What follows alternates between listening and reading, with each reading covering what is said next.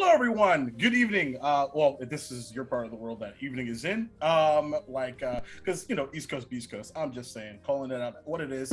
My name is Jacob Plick, Dual King Jacob on the internets, and welcome back, or welcome to the GR crew and our lovely Extra Life extravaganza weekend, because we're going to raise some money and do some really cool, chaotic stuff. So, we'll get into this DnD 5e one-shot and then the particulars of that in a moment. As well as the incentives and things like that.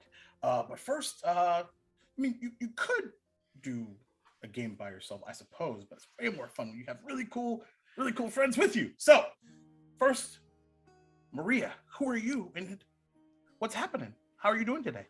Oh my god, I'm so good. Thank you, Duval. Hello, I'm Maria. You can find me on the internet at Happy Capster. I use they and she pronouns.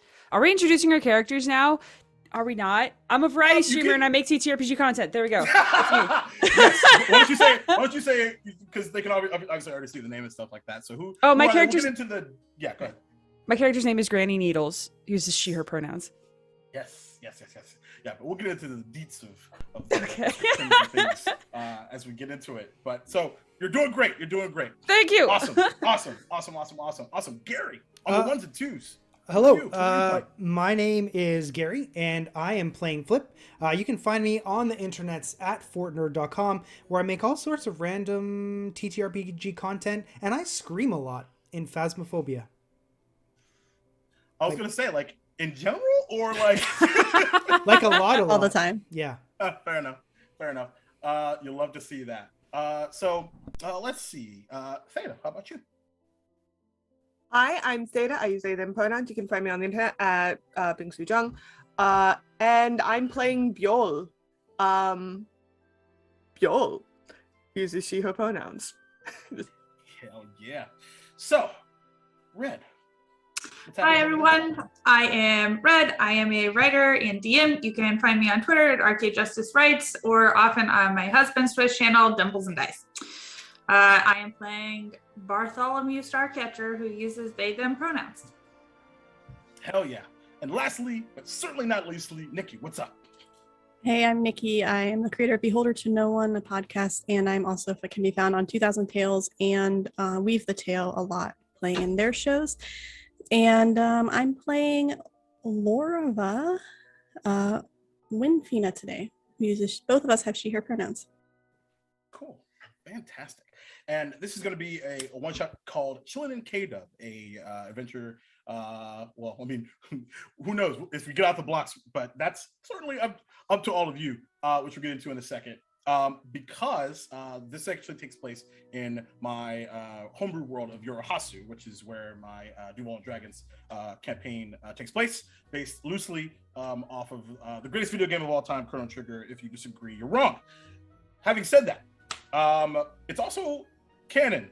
So you are, yes, it's canon to this world. So you want to blow this world up, there are many opportunities in which for you to do so. So I don't know if that's right, because the incentives, if you go to that particular link, when lovely, I assume Mod only puts in the hashtag exclamation donate, and it takes you to a list of incentives. So we're going to go through those really quickly. $10 will give a player or myself the advantage or disadvantage. So just pick who you want to help or hurt. $15 get you a wild magic surge for a player of your choice, which is always an interesting time. The new record for potted plants is 3, just so you know, all at one time, by the way. $20 for a blessing of Bahamut, which is a natural 20 that a player can bank, or me, I guess, if you want to help. That's totally cool. $25 is a rare item to a player of your choice, but there's like a million of them, so just choose which item that is, please. $50 is a very rare item for a player of your choice. And then I'm actually have Gary go through his incentives in a second. $100, this is where it gets real fun. A draw from the deck of many things, baby. What will possibly go wrong? I forgot to mute when I laughed. Oops. So if you want to play around with some chaos, let's do that. And $200, we're gonna summon Matthew. If you were around in the earlier chill stream, I revealed that Matthew is a red dragon and has something to do and is connected to the final incentive for $500. You can summon the 7 bridges, which I want to hold on to that. But if you've been hanging out with your boy Jacob for a little while and you see the charity stream, you probably have a hint of what that would be. But we'll see how that goes. So, Gary, what are your incentives, buddy? Yeah, there's 2. So I'm playing Flip the Bard, who is known for his ability to write songs. If you're watching in the chat today, there's an opportunity to get 2 custom parody songs written for you, Weird Al style. While we're playing this game, you choose the song. As long as I know what it is, I will write it for you as we play Dungeons and Dragons. That is a promise. The first one is $50 and the second one is $75 because doing 2 is harder than doing 1. That's math. Makes sense. All right. So I think without further ado, let's hop on in to a little D&D, shall we? So I should scroll up and read the thing. So welcome to K-Dub, a resort town on the southeastern corner of the continent of Tanamiana, just outside the proverbial clutches and reach of the Kingdom of Duvalia and the Commonwealth of Lobra, who are currently at war, and that's probably for better that they can stay over there. Now, being adventurers, of course, by the way, they're all level 10, in case you didn't know, has made you a ton of money, and money's just like not really that big of a deal anymore. You've been around the block, adventurers, stories to tell, all the way into the wee hours of the morning. But the soreness is beginning to settle in. It's time to take a little bit of time off because burnout is real. At Cyrus's last resort, named after an ancient hero of lore, this kiss place right on the water of this beautiful azure blue-green, shaped like a large beige octagon, has everything that you can think of. And perhaps some of you even considering maybe this is where you rest for the end of your days. But that's a conversation and a thought for later. Because tonight is party time. The kids and all the children being rushed away as the nightlife kicks into gear. Drinks being poured, the specials being this amazing orange jalapeno margarita that they serve tableside. But the evening, of course, is yours. So, as you describe what your character looks like, maybe talk a little bit about how the week's going and what you're up to right now. We'll start with Lorva. The week has been going fantastic. Lorva has just been hitting up and on every single person she practically sees that looks like they're a good catch, maybe, or if they look like they have money specifically. But she makes her own. She makes do, but need to plan for the future. So yeah, she's just been partying and drinking a lot. Wonderful, wonderful. Yeah, there's this small bard band playing tunes sort of like this.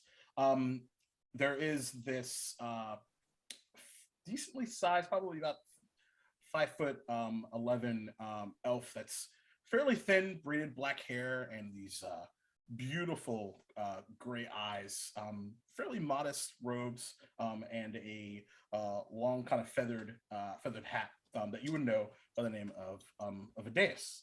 And he actually has like on his shoulder this large kind of tawny looking rat named Andisa. Love it, dear. It has been wonderful to have made your acquaintance this week. What are you off to next after this? Oh, finding new adventures to go on, explore the world, see places I've never seen, get more trinkets. Oh, what kind of trinkets? Well, stuff like this necklace, which was found on a journey near 3 years ago. Wonderful. Had to defeat a dragon for it. It was wonderful. Oh, that's That's a story. But first, let's drink to that. And kind of waves a hand, and this small halfling comes over with this large pitcher of margarita and what's called key lime pie, of course, because we're in Canada. And probably something that you've had to excess, if you so choose. It seems to just, you turn a corner and that smell of lime just enters your nostrils wherever you go. Bartholomew, what about you? So Bartholomew is, I guess since we're using this terminology, an ex-satyr. And they're little tiny fangs, definitely an overbite. So you can just see them just sort of hanging over the bottom lip. And their floppy ears are kind of folded over down, sort of like a Scottish fold. Mop of definitely uncombed purple curly hair on top. And looks like they buy all of their clothes at a thrift shop in a very fancy neighborhood. The pants are sort of like bell-bottom sequin purple and silver thread, like glitter ensemble thing, very flashy. The top is this just very light black silk with a little ribbon, and just a little over the top, just a little bit. It's vacation after all. A lot of people like to get dressed up, but they cannot help themselves since arriving, have taken to kind of like staked out a spot on the end of like one of the bars in the central area, with their deck of cards, trying to persuade different people to come and have their fortunes told by the stars. So currently probably trying to convince somebody else to have their fortunes told. Okay. So two things. One, something that you would all notice is as this particular establishment is out about 60 feet from the ocean, so that smell is of the sea sort of contrasts with the smell of the dessert and margarita and other drinks, liquors, etc. And there is this long, not trench, but long sets of torches that, like a 2x2, sort of lead into the ocean for folks that want to just walk out, and if they so desire. You see a mark pretty quickly. This decently like rotund halfling, got this short kind of copper hair, balding, bright brown eyes, and his clothing he's clearly just got here, travel stained dark clothing. There are small kind of makeshift tools that hang from his belt. He's just kind of sitting, kind of nursing this what appears to be the small cup of some sort of lime-colored drink. Not quite the margarita, probably tequila. Yeah. Bartholomew will just do the like slide hop over one bar stool closer, and drag the cards along the top of the bar after them. Hey friends, first day at the resort. Am I that easy to just scope out? I've been here a few days. I'm Bartholomew. Oh. What's your name? Oh, pleasure. Cento. Santo. Cento. Cento. Bartholomew Starcatcher. So nice to make your acquaintance. I'm a bit of a seer, adventurer, little bard on the side. What about yourself? Oh, well, I'm actually searching for someone, but just kind of passing through, looking for my kid. Kind of ran away from home. Ran away from home. I am sorry to hear that. you know, and I just swirl out the cards like in front of me, like, you know, just across the top of the bar. Sometimes answers come to us in mysterious ways.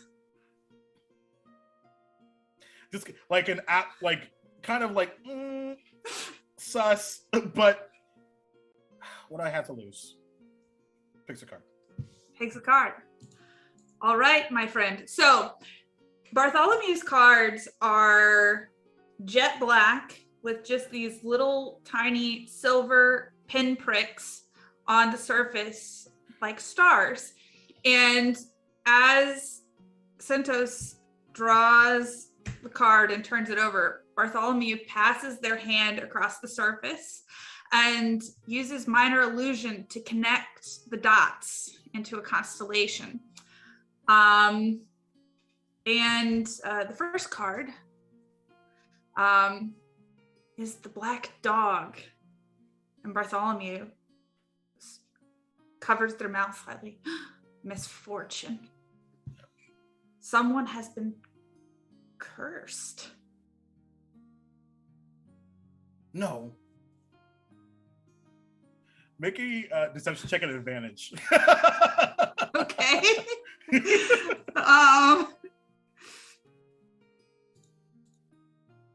25? Jesus Christ. Like at this point, like seeing this grabs both your arms, like at the wrist. What do I do? What do I do? What do I do? Draw another card. Draw another card. The stars will guide us. But what if it's like? But what if it becomes like worse misfortune? Like what if there's like a double like misfortune? There are always answers out there. Quickly, draw a card. He draws 2 cards. Okay.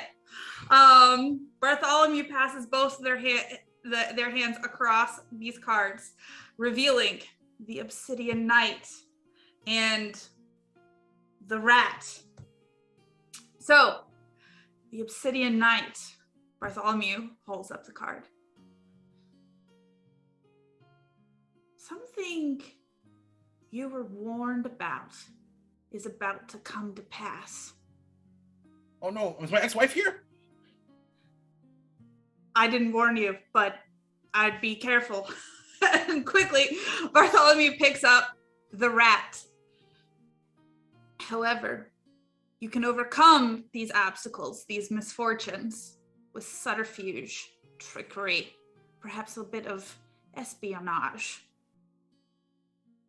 And you will be successful if you employ these methods. Do I look like someone that could get away with all that? No. I'm gonna go to bed. He hops off the stool. Bartholomew calls out, first one's free. Fantastic. Yo, that's how you pronounce that, right? Yes, How about you you? did. Yeah, Bjorn's week, I think, is going how she wants it, which is to say she's done almost nothing this week, and every time she needs food, she just tells somebody else and just gets the food brought to her. She is incredibly lazy, and this is the excuse to be even lazier than normal. Bjorn is is a not particularly tall half-orc, like maybe 5'6", and since it's vacation, she has brought out her set of extravagant, beautiful clothes that she couldn't normally wear because, you know, she's normally getting rough and tumble, and so normally, you know, your beautiful light-colored tulle dresses that are like pastel blues and purples don't really work, but it's vacation, so she's brought all of those out and is like sitting besides the pool, never going in the pool, with a book, reading, not going in the sun, and being like, if I need alcohol, you bring it to me, thanks. Yeah, and because the ocean's so close, the like going to the pool is this something that all of you would have learned during this week, is that going to the pool is sort of this like social faux pas. And so it's typically pretty empty. So it's the irony is like it's probably a really good place to chill if you need to like don't want to be social and things like that.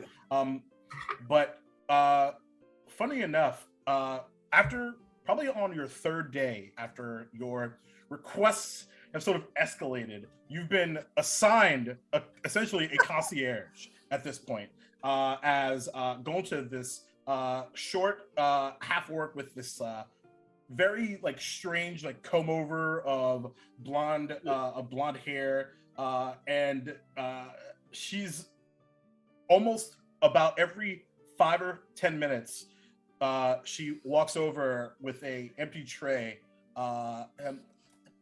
Theta, did you need anything? I was coming back just making some rounds and just was curious. Also, is the pool a good temperature? Like, I just want to make sure. I don't know if the pool is a good temperature. That would imply I'm going into the pool. Oh, I'm fine. I haven't finished off this drink yet, so I should be fine. How are you doing? Work. Boring. I'm going to go back to reading. Come back Sorry. in like 10 minutes. I'll be done with my drink by then or thereabouts. I Okay. should be fine. Okay.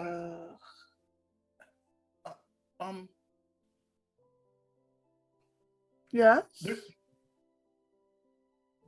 Are you hungry? No. I haven't been moving. I'd be hungry. It's not even lunchtime. It's actually past dinner time. It know what time is? it is? Okay. Oh, yes, I suppose it is dark out, isn't it? Oh, that makes it hard to read. Oh, maybe that's why I haven't really been reading these books. I should go inside. Do you know where I can go to read some more? Is there like an indoor pool to reside besides? No, just this outdoor one, kind of connected to the bar. Yeah. Is there a bar inside then that I can sit at? Just kind of motions towards the music. Bill will, I think, stand up and just grab like 3 books, and they're not small. They're not like trashy Like books. They're tomes? like full textbooks. Bill has brought full textbooks to a pool and to a resort, and is just gonna start walking towards it, like carrying the books, like grab the drink that she had, and like place it on top of the books. It's like not gonna drop it. Absolutely love that. That's fantastic. So since you're moving, I'll just kind of preemptively just make sure that you have one waiting for you when you get there. Okay? All right. All right. Don't just send word if you need anything. I'm happy to help. Fine. I'll also, be fine. Did you still want your breakfast to your room tomorrow morning?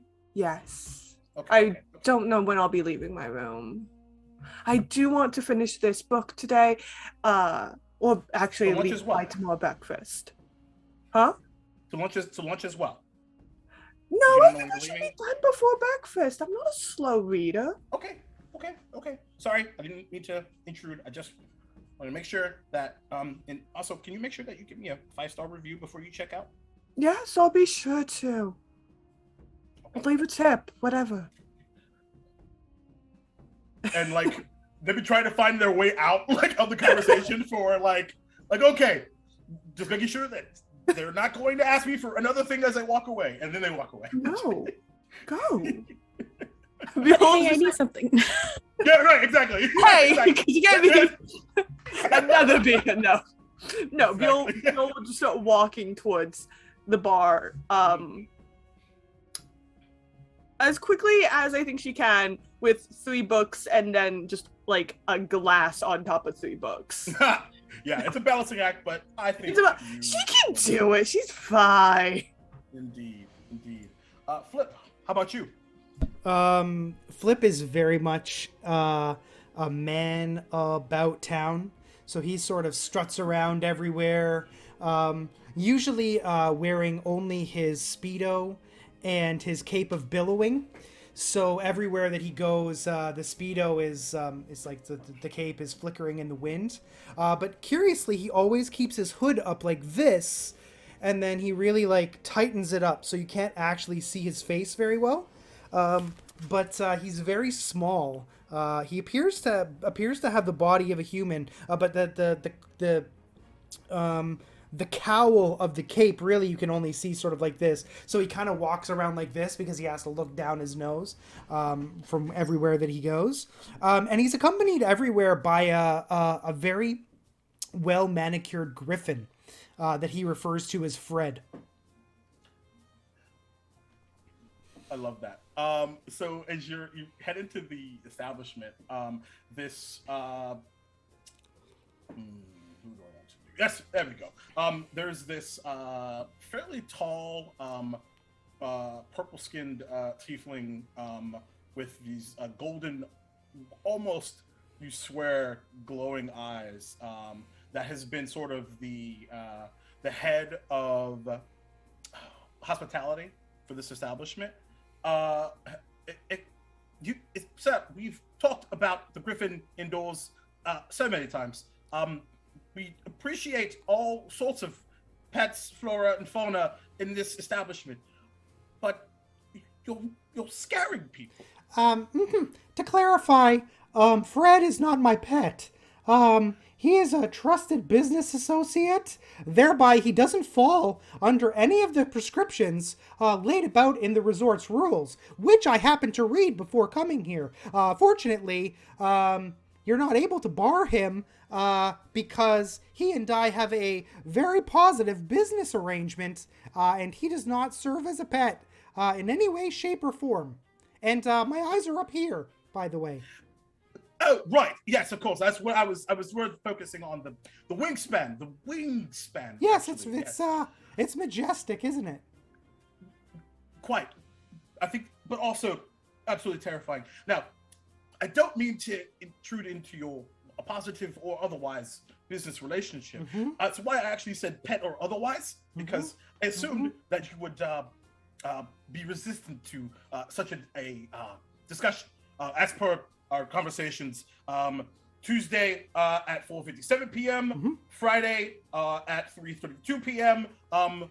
As we have this follow-up now, third conversation. Flip is going to take a notebook out of his pocket, and he said, "Do you think you're the only person who writes anything down?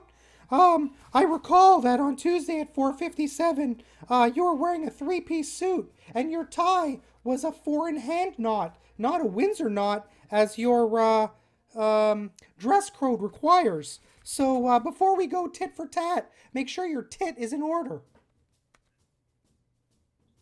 I much prefer tats, actually, if I do say. Hey, I don't judge. It's all good. I'm just saying, this is a two-way street, and you're diving in the wrong direction. Okay, fine. You know what? How do we come to some sort of agreement? Okay. Because we both know Yes. that you're clearly not going anywhere. No. And we do appreciate your business here at Cyrus's Last Resort. But we had to call curfew an hour early due to this. He has a name, Your business partner. and it's Fred. Fred. I My think, apologies. Fred. my friend, I think what you need to do is you need to look Fred in the eye, and you need to talk to him. You need to tell him that his business isn't valued at this establishment. So this is not exactly what I'm referring to. No. He has a mind. He can hear your words. Okay? So I think what you need to do is you need to focus on Fred. Because Fred is the customer right now, okay? I'm here. Fred's here. But Fred's the one you've got a problem with, okay? So maybe you need to focus on Fred. He kind of walks around and is still keeping about decent distance, he gets down on one knee, looks at Fred, eye to eye. Fred, you're terrifying people. Can you please do something about that? I don't know if that means you just sort of hang out outside. I'm not trying to bar you. I'm just trying to figure. I don't know a solution. As the gentleman comes to Fred, he's gonna chortle right in his face, like, and see what happens. Turtle? Like, like dogs do when they're like fake barking. Oh yeah. Okay. Cool. He screams. And so. Oh, see, this is not what this is exactly what I was trying to avoid. I did it your way. He was trying to be friends with you. That's like a love tap. A love tap? Yeah, that's right. What's that, Fred? You think he's cute? I mean, it is a very well-cut suit. It does complement his various areas, yeah. Uh-huh. Well, I mean, I don't know about all that.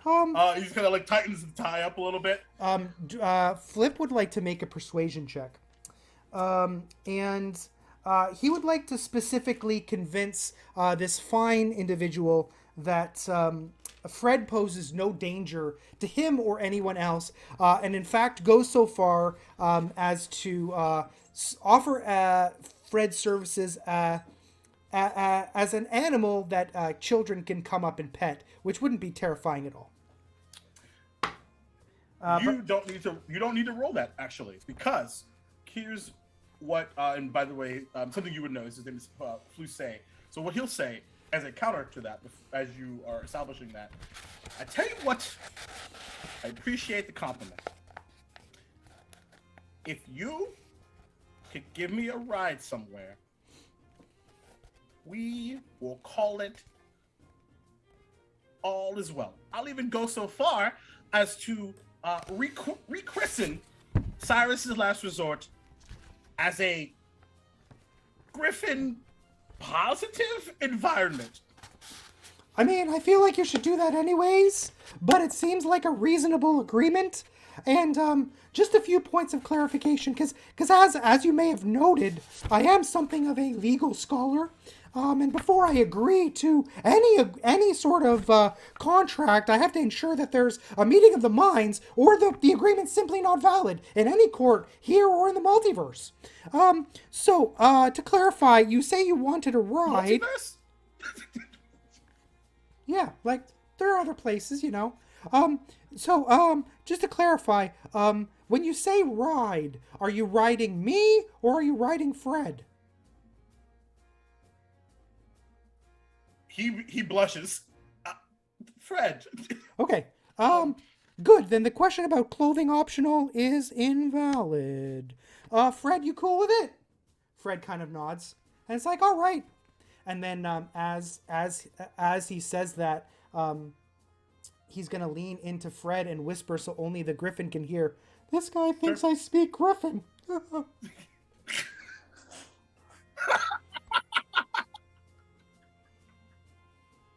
Amazing. Well, I suppose I should get the paperwork set up. This will take some time.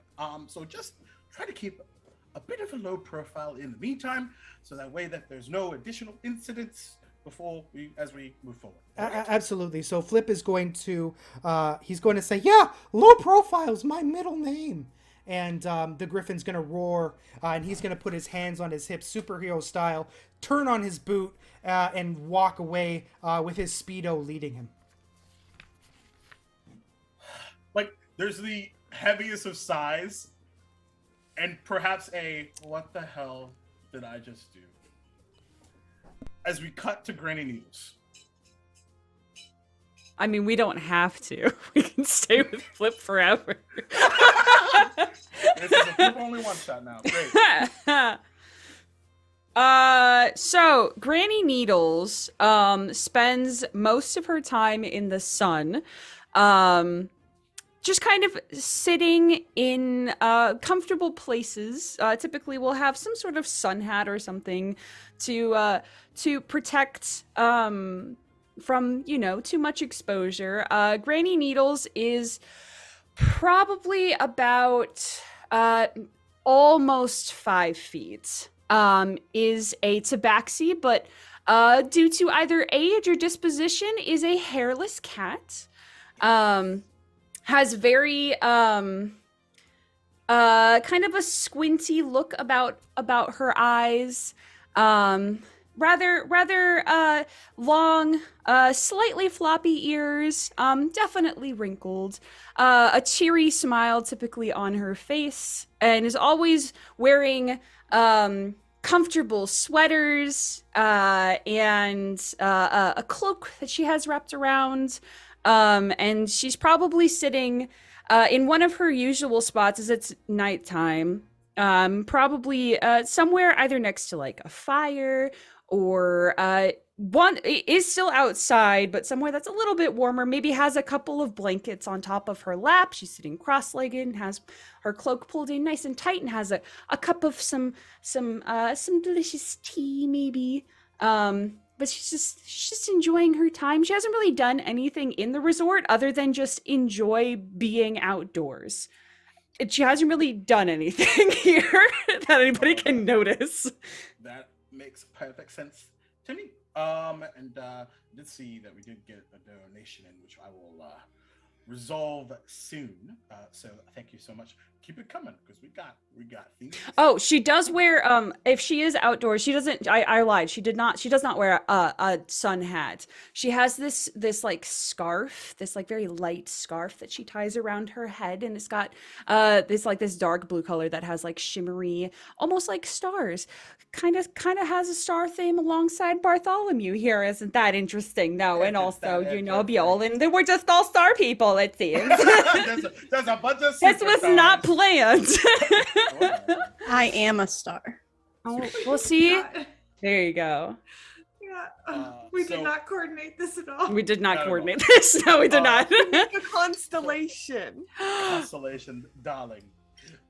So this older dwarven fellow kind of comes up to you, long, straight, grayish hair, with a hint of sort of black at the crown, and long braided beard, soft brown eyes, and is wearing this very well put together dress shirt and a kind of a matching gray vest, and walks up to you. Well, my dear, I was, pardon me if I join you? Oh, absolutely, you can join me. Please have a seat, and we'll just, like, kind of pat at one of the soft spots that is nearby. Indeed. Do you vibe on the alcoholic beverage? Oh, occasionally, yes. All right.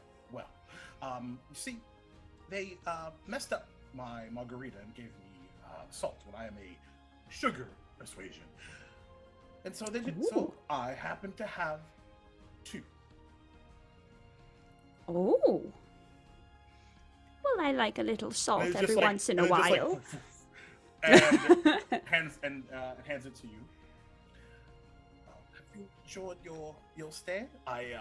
There's been a lot of this youngin' riffraff, and it was I've just been sort of by myself, and figured I'd make a new friend. Oh, well, you're very sweet. Thank you very much for the drink. And she'll put down her tea and grab this more fancy beverage. Take a little sniff and say, "Ooh, that is pungent, isn't it?" And we'll just kind of spicy meatball. It's a bit of a spicy meatball, and we'll take a little sip. And will say, "Well, it's very good that you're getting out and you're meeting new people. My name, you can call me Granny Needles if you'd like, Right. or Needles if you would like." Well, I don't want to intrude, but I don't think that I think Needles would be correct. I believe Mela is my name. Mela, very nice to meet you. What have you been? I don't know if I've seen you around too terribly much at this lovely place. So, what sort of things have you been doing lately? Well, are you familiar with the Dragon's Bane? I'm sure I know something about dragons. I mean, I've been doing this for a long time. I see. Well, it's the name of a ship, actually. Run by this captain.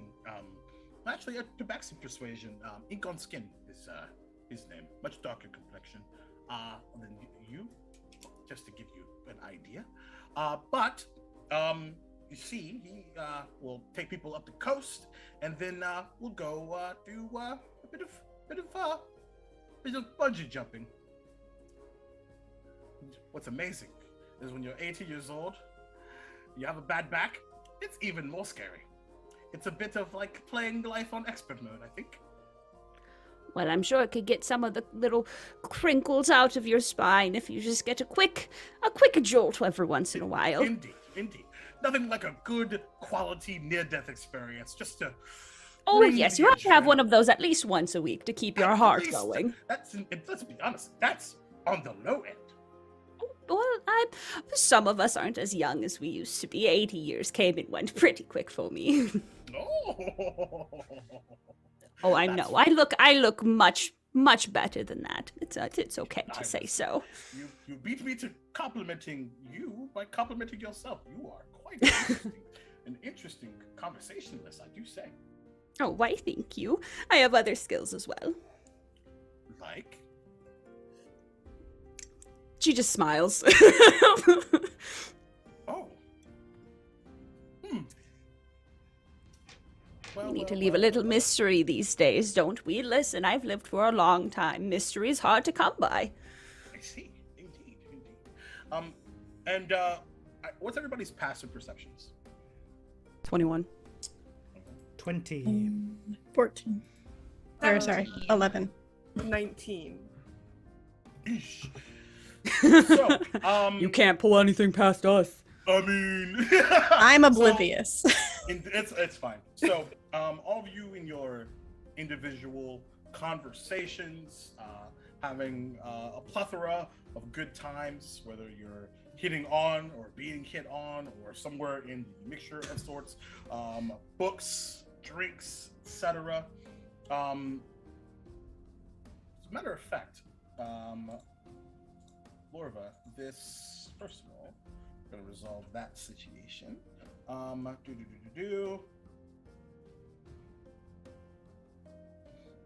am I quiet? It's a good time to check that. Because Zoom likes to turn me down because even Zoom is like, Jacob's too fucking loud. So that's hopefully a little bit better. That's much louder than it was before. Jeez. That's a way to say it. Especially so those of you that so let's see, yeah, everyone that is above a 15, the fire that and the torches that are lining the outsides of the establishment still are flickering, and you see the outline for just a second of a face. Just for a second, as something is happening outside. There's this long, just for a second, long kind of fish-like humanoid, and you see the outline of grinning, sharp-looking teeth, and then it's gone. In the fire? In the fire is what allows you to see it. Oh, in the firelight, basically. Yeah. Okay. but like in the water. Yes. Flip is going I to look around to see if anyone else saw it. Flip is going to lean into Fred. He's going to say, "Did you see that?" "Oh, right, I don't speak Griffin." And he's going to look around and he's going to see Bartholomew. He's like, "Did you see that?" Bartholomew squints at you for a moment and says, "Yes." I mean, I don't know why you're What do you squinting. think it means? I don't know. It's a big weird fish monster in the ocean. What do I think it means? I think it's... Bartholomew hops off the bar stool and holds out the card deck to put. It's like, quickly, draw a card. Quickly, no. Fine. We're just going to go without answers? All the answers we need are out there in the water. Why don't All you... the answers we need are here in All the right. cards. I'll tell you what. You draw one card for yourself, and then I'll draw one card for myself, and we'll see who wins. That's not how it works. The cards don't work for me. Well, that seems kind of dumb. It is dumb. I mean, you can tell other people's future, but not your own? Yes. It's kind of a lame great power. burden of being a seer. I know. I mean, I'm gonna puzzle on this for a moment. Somewhere in the terms and conditions. You know, the terms and conditions always get you. That's why you have to read the fine print. Otherwise, you end up with a power you can't even benefit from yourself. I've been there.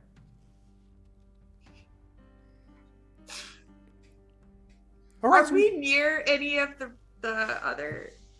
Yeah. With the pretty much everyone is in different areas of the bar at this point. Granny, when seeing that, Granny's like ears did like the little like the turn towards wherever it was, and a little bit of like a twitch, and she would put down the drink that she had a little bit, and she would pat, was it Mela? That was his name? Would pat like his arm and say, "I think there's something." Mela, sorry. Mela, okay. There's something I need to go and look into. But if okay. it was a pleasure meeting you, and perhaps we can continue this conversation some other time. I'm looking quite forward to it. Yes. Gives him a little smile and stands up and begins to make her way in that direction, hearing someone talk about cards and seeing and like a general large commotion and also a griffin over there. We're gonna head in that direction. Absolutely. And Lorva,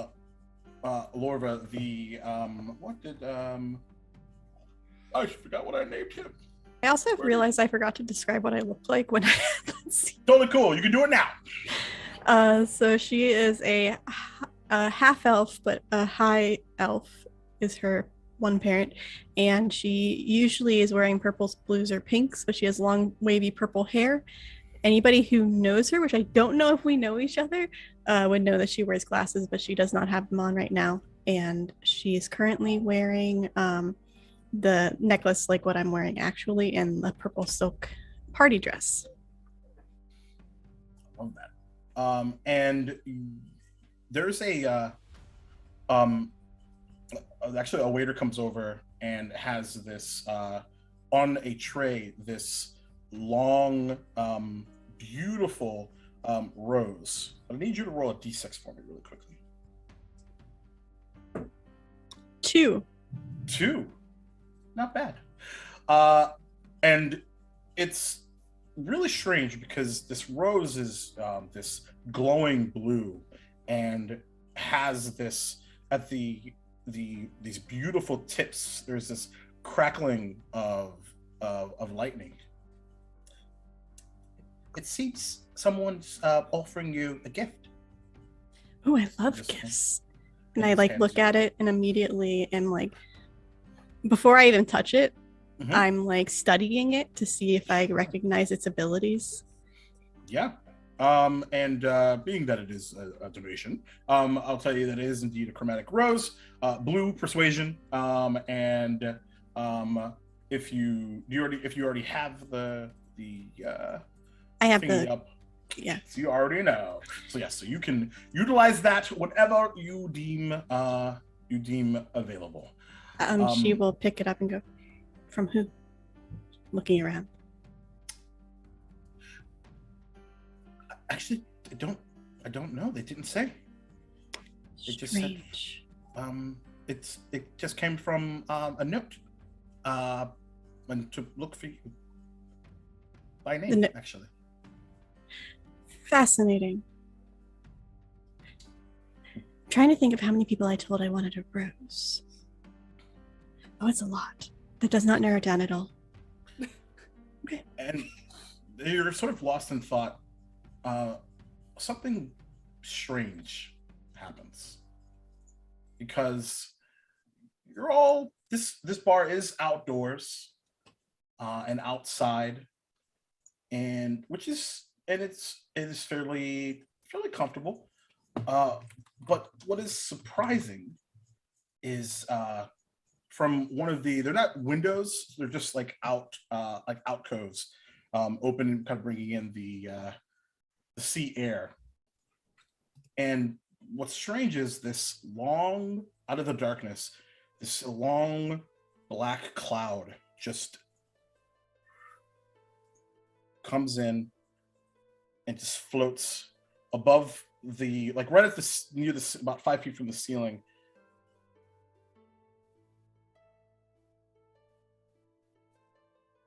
And then something else unexpected happens. As from the cloud, this large bolt of lightning collides into one of the walls. And you see people go flying. And I need everyone to make an dexterity saving throw. Okay. We're in it, everyone. Oh, Natural boy. one. Natural one, great. We're in it, everyone. I'm very distracted. I got a 9. Yeah, that makes sense. I got a 9 as well. Okay. We're bickering about 24. terms of service on cards. I got a 12 because I rolled a 3. Hey, Nice, you love to see. nice, All right. nice. So, in this instance, those of you that succeeded take half of this. 7, 10, 15 points of lightning damage, half down to 7. What was the success? 7 points of lightning damage. No, like what was the success DC? I probably should have said that. That's totally fair. My bad. That's a 16. So I am going to use evasion and take no damage. I think that sounds fair. Ooh. Haha. Actually, let me check do I have evasion? Because of the rose and its lightning, if I take more than 10 damage. Oh, I didn't apply the resistance. Never mind. Doesn't matter. Okay. So, as half. By the way. as the outline that some of you saw earlier, as through almost like through the sand are several of these fairly tall, shark-faced, almost humanoid creatures dripping wet from the ocean, long, trident-looking spears. There are, at quick count, easily a dozen of about 5 of them sort of together into these like what appears to be squads. What do you like to do? How disgusting. I would like to hop on Fred and fly up 15 feet and say, "Good luck with that, everybody." Okay. You'll love to see it. Cool. Flies whoop, up into the air. What was it? I think that Bjorn will like very quickly just cast. Is there like a do we have our weapons on us if we didn't say we You have would. Okay. you would. Then I think Bjol is just going to cast Shillelagh onto Ooh. their weapon Okay.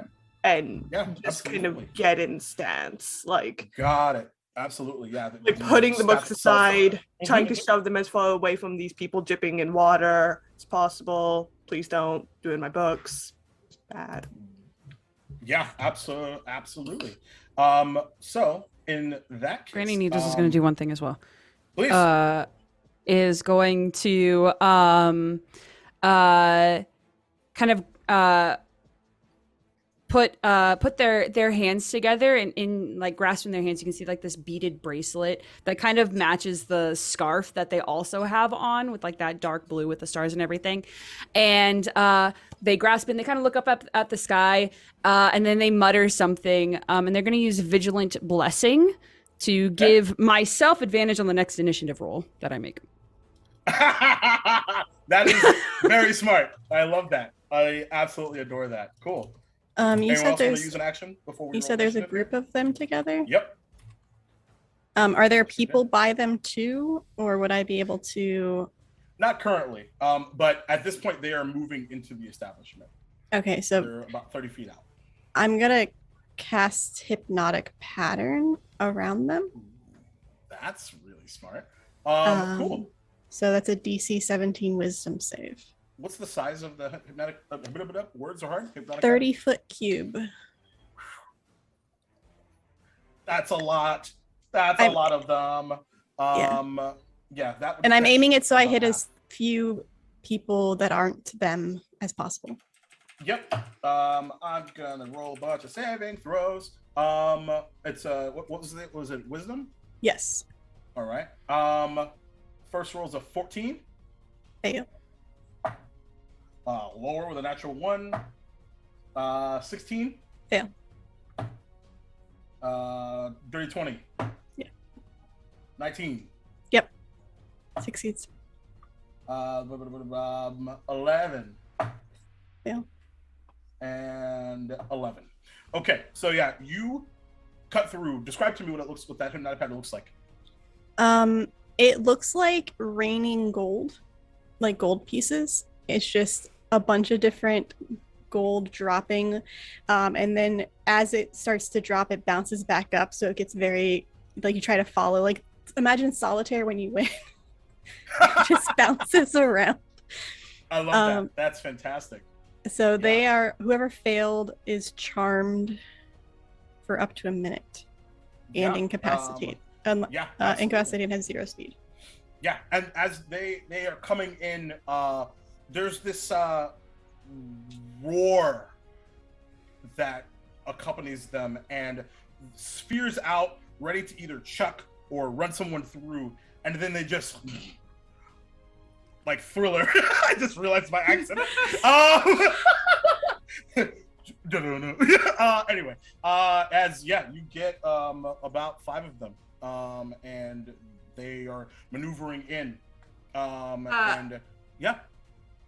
Go for it. Bartholomew, seeing this all happen, is both excited at the shower of gold that seems to appear out of nowhere, and also instinctively flings out their hands, and seaweeds and little vines start to like explode and crawl out of the sand. And I'm going to cast Entangle to try to get as many of them as possible tangled up in a 20-foot cube.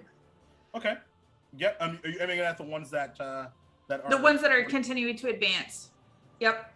That's what I figured. What's the DC? Strength saving throw, DC 17. Okay.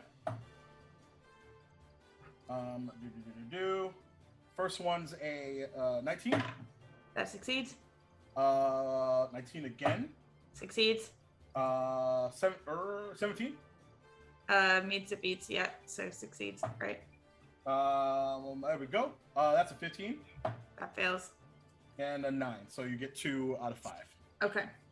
So they are restrained Cool. until for a minute or until they make a successful strength check against the DC. Got it. Cool. Got And it. then Bartholomew will just hide behind a chair. I love that.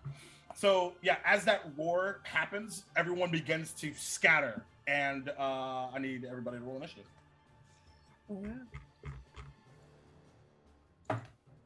Ooh, they roll real high. Excellent. Like rolling iffy at best.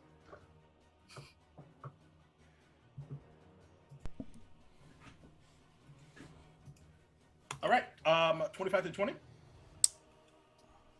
No. All right, nobody in the club. All right, 20 to 15. 18. 19. 19. Yeah, 19. Oh, okay, so Buell is up, and then Flip. Who else rolled the 18? Buell has The needles of granny variety. And too Flip. much initiative. We should Buell has too much initiative. Too much initiative. No, it's too much initiative. Yes, Genuinely indeed. is. All right. So that's 15 to 20, 10 to 15. 10 for Bartholomew. What did Laura roll? I got a 9. Oh, a 9. All right, that covers just about everyone. Let's make sure to check one thing. So that is all right. So as these Sahagan advance, you're up first. Yeah. I think to begin with, just using up that bonus, Buell is going to use up a key point to summon her the spectral arms. And these are kind of like, they look very distinctly like arms, but they almost like they've got these kind of starry patterns etched onto them, and they're very much not there. Like looking at them, they are obviously not there. They almost feel like they're even not on this plane, but they can still just kind of affect a person. And like everything else of Buell's outfit, they're kind of pinkish, blue, purple. And she will just charge forward to, I think, the nearest group of people to start trying to more or less pummel them, I guess. Just okay. Oh yeah, actually no. Can I go forward first and then summon them? I just realized. Yeah, totally. That's totally fine. Because if I do that, then everyone within 10 feet of me that I can see it's like a spread under of dexterity saving throw. So yeah, no problem. So you close distance. They're about 30 feet out. So yeah, shouldn't be a problem. I can do that and then. Yep, that's totally fine. So everyone has to succeed on a dexterity saving throw or take force damage equal to 2 rolls of my martial arts die. Okay. Were you heading towards the incapacitated folk? Or because it's a Price is Right display of entanglement and incapacitation. Incapacitation is not a word I recognize, but I just made it up with my brain. I think Buell will head towards. Let's go with the incapacitated people as it stands. Great, because they automatically fail their save. So that's why I wanted to know. I figured that might be the case. So roll that damage up. So within 5, so that hits. Yeah, I think it's a D6 at my level. I'm pretty sure. I'm absolutely forgetting things right now. Yeah, it's a D6. So I roll 2 D6. Okay, please. That is really unfortunate for them. I just rolled 2 6. That's 12. Oh, that's wonderful. No, I love that for them. I do. Yeah. Truly unfortunate for these folks. And then unfortunate. With like her metal staff that she's cast Shillelagh on, she will turn to just basically take it out on a dude 2 times in a row. I love that. Because and so that, and they're incapacitated, so that's an advantage. Okay. And if you hit, that's automatic crit, if I remember correctly. know if it's an automatic crit if I hit. If they're incapacitated, I do believe it is an automatic critical hit. Oh, that's really bad for somebody. Yep, because they automatically fail strength and dex saves, and yeah. Okay, cool. If they take damage and are still alive, the spell no longer affects them. Good to know. Okay, good to know. I Good think to know. that there probably are. I have a feeling. I'm trying to remember exactly how much I have. So that is okay. So that is, I think, a 25 and a 22. Yep, that both of them hit. So the hypnotic pattern no longer affects this one as it is woken up. And as you go ahead. And by the way, just in case you didn't know, in Duel of Dragon's Land, crits are a little bit different. Automatic maximum whatever you're going to roll, plus roll the dice, plus whatever modifier. So give me them numbers. So this is where we get a little bit complicated. Because I think I roll a D. Like I know I roll a D8. So Yeah, you definitely do. yeah. So And then there's the shillelagh. I right? roll 2D8. Actually, I forgot Okay. because I have. This is first round, so I roll 2D8. So that is a 4. I get to roll one more time. That is 12 plus another 8 would be 20 plus 5 would be 25 because savage attacks. Yes, Critical hit. Absolutely. And that's I gotta just roll next the time. first hit. That's Right. just the first hit. Yep. As you crack it, you hear this sickening thud as the Sahagan's jaw just as you break it completely. Bill kind of, I think, just grins. She's not always super fond of violence, but she's like, if I'm gonna do it, at least I'll be efficient about it. You know, might as well. You gotta be efficient. And then I think she'll just go for the same dude again. Yep. And those are two 26s. So I'm guessing that's it. Yeah, you sank my battleship. Yeah, of course. Yeah. I'm trying to read this. Okay. Yeah, I think I get to roll it again. I think I'm trying to figure out if I get to roll the D8 again. Like For to savage do it. attacker?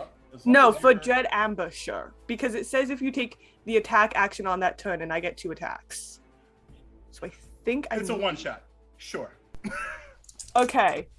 I love it. Do I need Though I will say that because they got hit, it wouldn't. You roll the same thing twice, so it doesn't matter. But they're no longer on the effects of hypnotic pattern. Okay. But I'm just going for this one dude again and again. I feel real sorry for him in some ways, and I don't in others. this wouldn't be an automatic crit, is what I mean to say. Oh, this one wouldn't be. Okay. So this is, yeah.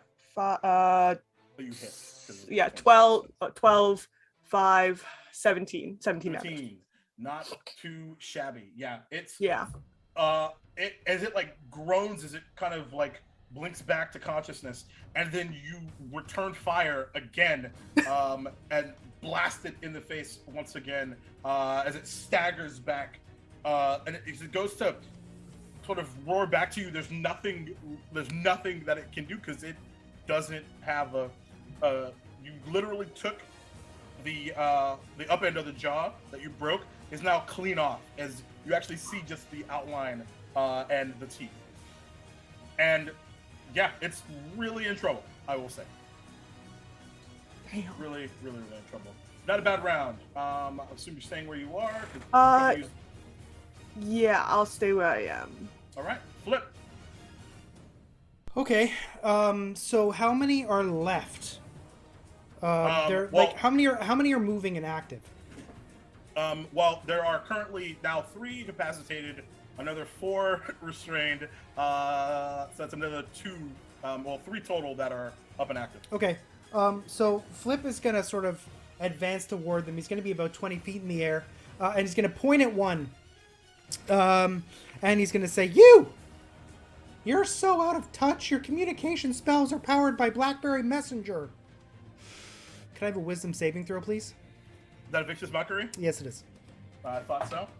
I'm just imagining like a messenger as in like a blackberry bush. Yes, of course. So that's a wisdom save. that is going to be a 5. I think a 5 works, right? Yeah. Yeah. So 5 points of damage and disadvantage on his next attack. I love that. Cool. That's your action. Yes, it is, and I'm done. No bonus action. Oh, okay. Okay, got it. So let's see. Good to know. Granny Needles, you're up. All right. So it's established that it is nighttime, yes? As in there Yes, is it is. plenty of dim light or darkness around, correct? Oh yeah. Oh, great. This is good. Okay, so as a bonus action, Granny Actually, Needles is gonna... I'm sorry. One thing, Yeah. because they Oh, gave yeah. me the What do you choice, and I'm going to choose it. Since I teased it already, as you are getting ready to go into battle, your hand hits the counter, and you pull a card.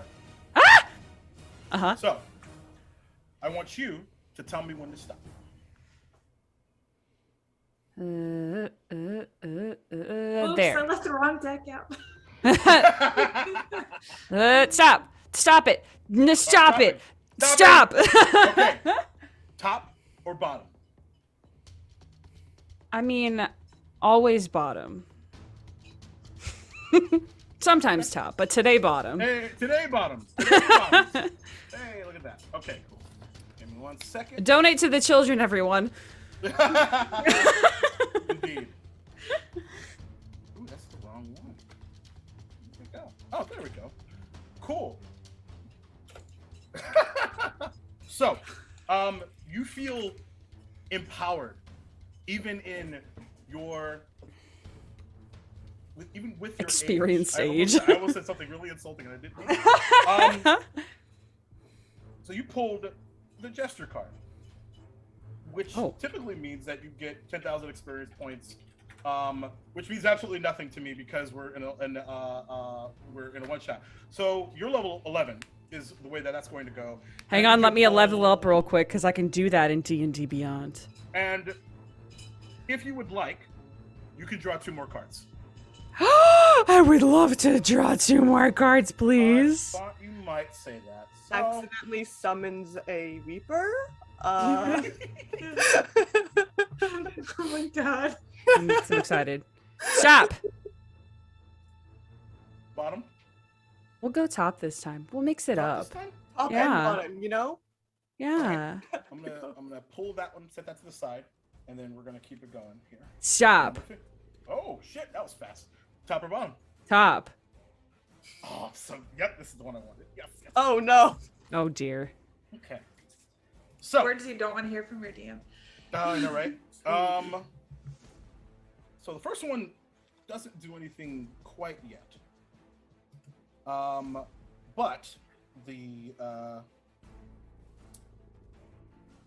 at some point in the near future, the gentleman that you just spoke to earlier is not going to be a friendly anymore. It's usually the rogue card. Excellent. Great. That's good because I wasn't gonna be pursuing that, unfortunately, for him. That's totally fair. So he'll be insulted. So He an took that NPC chosen personally. by the DM becomes your enemy. You do not know the identity, but I'm gonna just tell you because it's fun. You do not know the identity of your new adversary until the NPC or someone else reveals it. Only divine intervention or the wish spell can end the NPC's hostility towards you. You have a new enemy. Cool. Incredible. Great. So, honestly, Oh my god, he's a nice guy. He's I like, know, bought he's such you a nice drink. guy. I know. Oh. But listen, Granny Needles is kind of, that time is coming past for her. She's ready to just kind of live. She's Move in on. the solitary Yeah, life right now, and she's enjoying it. yeah, totally. Appreciates the attention, but is ready to just kind of move on, you know? To be honest, it was very platonic. So it's all good. So now it's your turn. Excellent, great. So I did level up. I did go ahead and do that. So thank Yeah. you for that. I have more HP. My dex is 20 now. So let's as a bonus go. action. I'm gonna as I flourish these 3 cards that kind of came out of nowhere. Yep. I'm gonna look at them, smile a bit, look up at the stars and wink, and I'm gonna shadow step 30 feet to some of these untouched individuals that Sure. our good Flip is accosting. So I'm gonna Yes, just indeed. like pop up right behind one of them, like step out of their shadow. Yep, absolutely. The wind off of the wave sort of like hits your furless horn, I suppose. Yeah. Billows but- the scarf that I have tied around my neck. Indeed. The heat from the torches nearby. Yeah. And then I'm going to I'm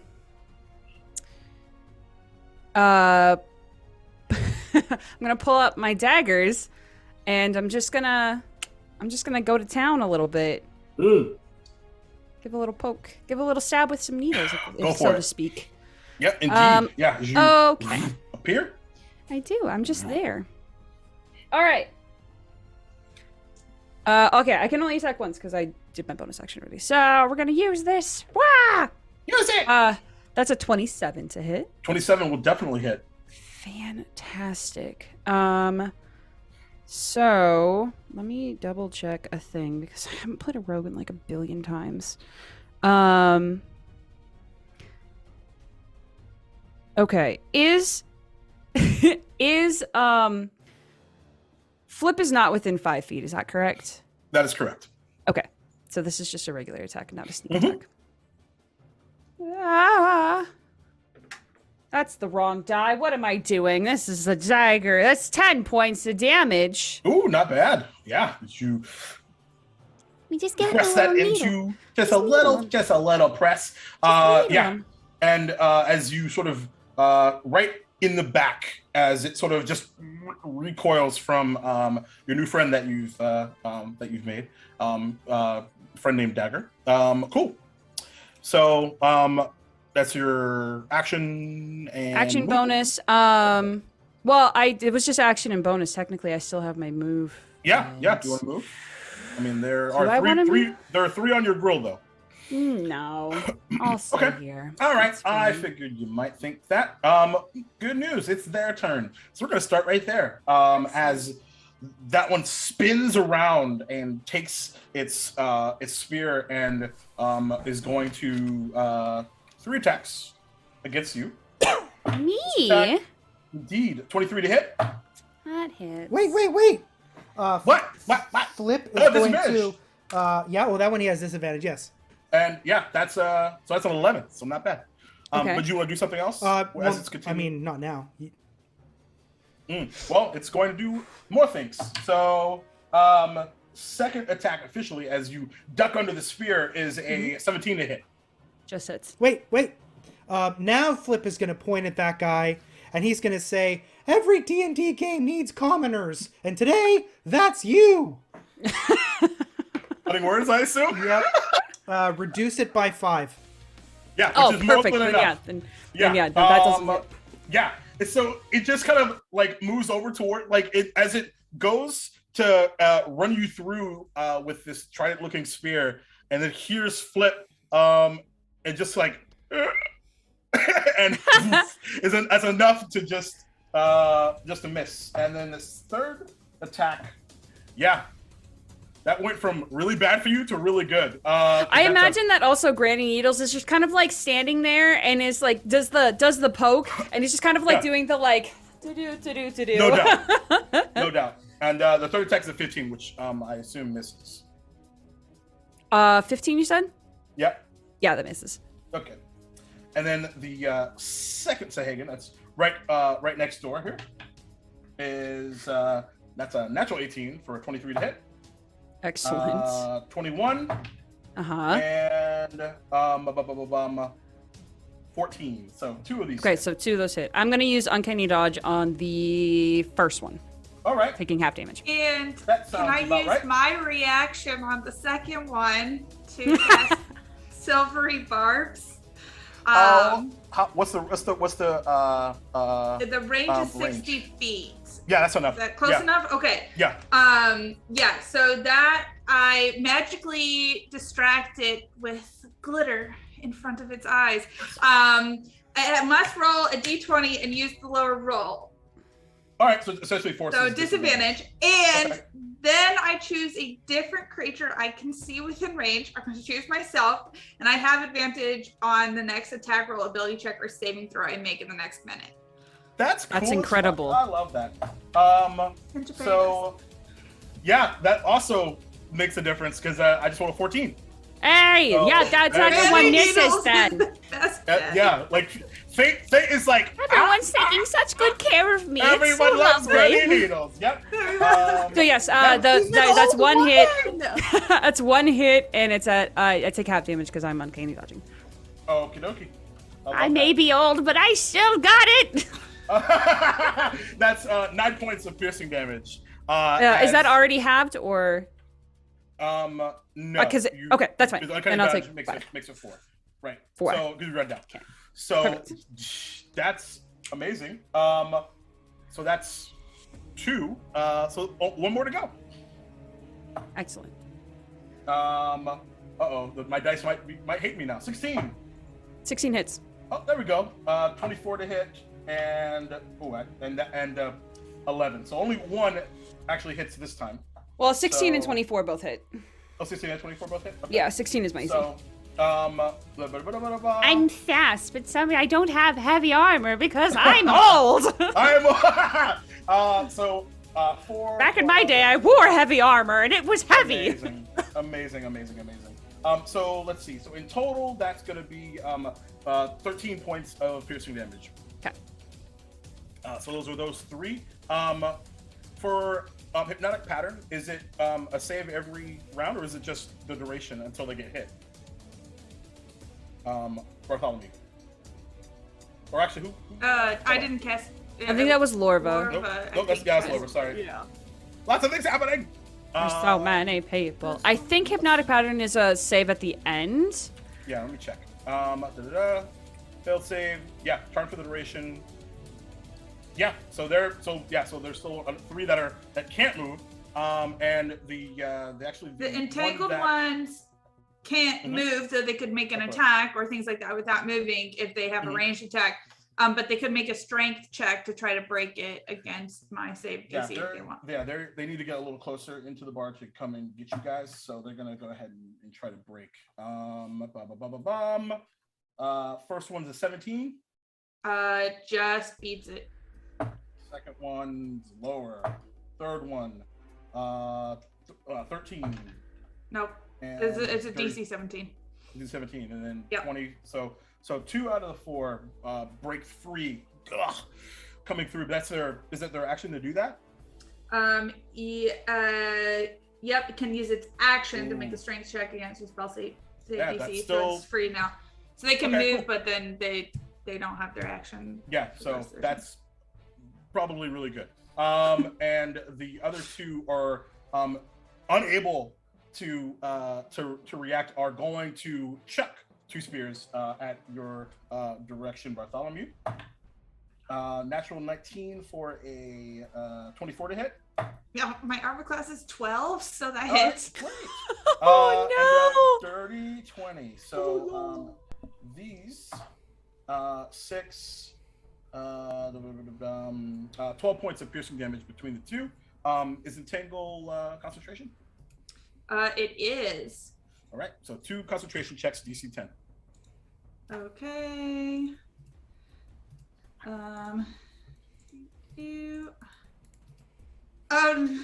That's an 8 and a 16, so yeah, it drops. Oh, so Entangle. Oh, wait, I have advantage because of my silvery barbs. So I rolled a 16, and then I will roll, because of the 2, and then I'll roll 1 more. 24! Hey, look at that. I keep it up. Okay. Oh, Yeah, thank grip. God for silvery barbs. Hold it on for dear Just life. holding on for dear life. Yeah, just like a little bit of extra glitter just gets in that one's eye. As, you know. Amazing. Yep. And also, from somewhere else, you begin to feel this energy coalesce in the middle of the room, and you see this long blue glowing trident as someone somewhere casts spiritual weapon above your head, Theta. And That's rude. it is rude. You're right. So rude. I don't know how they managed to cast a spiritual weapon on Theta and not Bjol in this game. It's really, really strange how they break the fourth wall like that and just completely go to like the real world. Sorry. Anyway, you know what's sad? I was like, "What are you talking about?" And then it took me. I'm like, "Oh, right. That's true. Fair enough. 17 to hit Bjol. Does a 17 hit Bjol? No, a 17 does not hit Bjol. Yeah. Oh my dodge god. and it Bjol strikes just the looks ground. at it and just, I think, scoots it, like, leans to the side, like, no. Beautiful. And let's see. Ooh, nothing else that they can do, actually. Cool. A round that was decently going to go really bad goes really, really, really, really well. Bartholomew, you're up. Oh, Bartholomew snatches a card out of their deck and sees that it's the Red Stallion, which means a new adventure, and it's like useless. Chucks the card. A new adventure! That's So I already know that. Tell me something I don't know. That is the next great adventure, everybody. Yeah, and since my entangle is now down, I am going to cast where is it? Sorry. Wait, I thought your entangle Yeah. wasn't down. I thought you saved it. Oh, I Yeah, you did did save it. I did save it. Never mind. I don't do that. Instead, I am going to reach into the little bag that I have at my side and chuck something out. What color did you go with? Rust. So we'll see. 4. What is that? Bag of tricks, baby. An axe beak. So what was it? An axe beak. That sounds like a bird. It is. It's kind of like a bipedal bird with like a toucan kind of face. Bipedal bird, and by that I mean like it's like an emu that like Yeah. it's like that size. I love that. Amazing. And its beak looks like an axe. Yeah, Yeah, and it and looks like an fitting X, yeah. for the setting, I guess, kind of tropical looking axe beak pops out. And Oh yeah, I just looked it up. It's amazing. It's amazing. They're wonderful. I would like one. and I'm just gonna be like, protect me, and then I'm gonna crawl away behind the bar and try to hide. Okay, I love that. That's amazing. So let me check on it. You know what? Yeah, My we're AC gonna- is 12. Yeah, get out of there, bud. You should definitely not. not I perform AC. at weddings on the weekends, you know? Like, this is a lot. Yeah. It is very upset, and as is Bird? tradition, it has a nasty disposition apparently. So and tends to It's attack friendly to anyone me, who- though. Hmm? Yeah. Yeah. Yeah. So but, would you like it to go and attack someone of these Sahagan? yeah, I'm basically just, like, my protect me command was the general, like, go and attack the mean things that are hitting me. Perfect. Yeah. Yep. Go ahead and roll an attack for it. Okay. It's a +4. Looks like a beak attack. Yeah. 8. 8 to hit. Yeah. Yeah. It kind of rushes in and just like, what, and just like, It's just making a lot more squawk than bite. Yeah.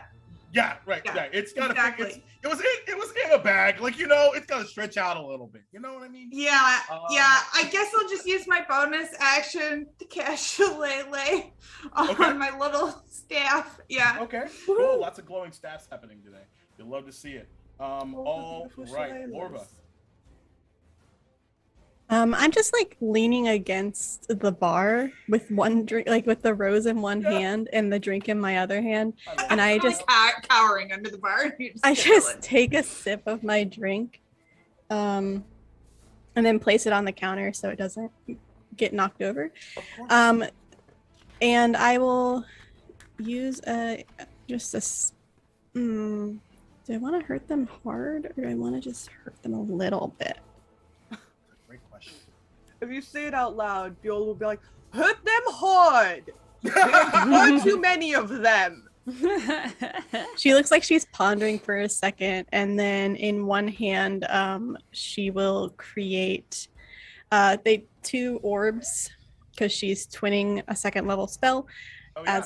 And they first will be green, and then the electricity will shoot through her arm and turn them into blue because she's a draconic bloodline sorceress. Oh, yeah. And she will shoot two lightning orbs, chromatic orbs, at one at each two individuals. Whoever is near somebody that looks like they're being hurt. Yep. There's like a line of the incapacitated ones. There's 3. And then the one that was woken up that doesn't have a jaw, and then 2 out of the 4 that are entangled. So you have the world is your oyster. I will do 2 of the incapacitated ones just because then I think I get advantage on them.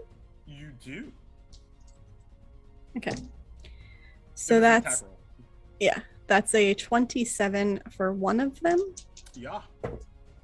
And a 16 for the other. 16.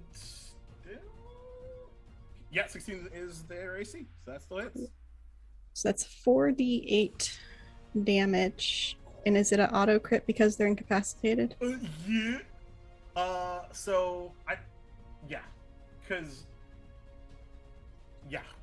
I think it's supposed to be for melee or whatever, but I don't care. This sounds super fun. So 32 plus whatever you're about to roll. 6 plus 8. So math is hard. 14. So 32. So 32 plus 14 being 46. How do you want to do this? Awesome. And it's lightning damage. So the orbs will just she'll be very nonchalant about it too, and she'll just have them circling in her hands like those little ball things that make the noise when you are twisting them in your hands. Yep. And then just let them out, and the orbs shoot very quickly at each of their throats, and electricity will shoot all the way through them. Yeah, and absolutely. Leaving all their hair on end at the end, and they just look burnt. Well, the good news is that they don't have any hair. They smells like freshly cooked fish now. It's the salmon you had yesterday. Smells delicious. Yeah, they just go. They're already relent. So there isn't even a cry out. And then they just kill over these 2. Is anyone proficient in nature? Yeah. Yeah. Yes. As these 2 fall over and their life force leaving them, in your travels, you probably run into a Sahagan or 2. They have bluish blood. These have red. That's weird. I am well traveled. Anyway, I know a lot about blood. Oh, that's interesting. I haven't seen that before. Oh. Feels like I have books. I have books. I have books. So not too shabby there. Anything else? No. I pick up my drink and drink some more. So you just cast this spell. Did my part. You're not sure where it's coming from above the chaos, but you hear someone say, "I think I'm in love." Anyway. Is the band still playing? This is an important question. No, they're gone. Okay. No. Like it's the Titanic.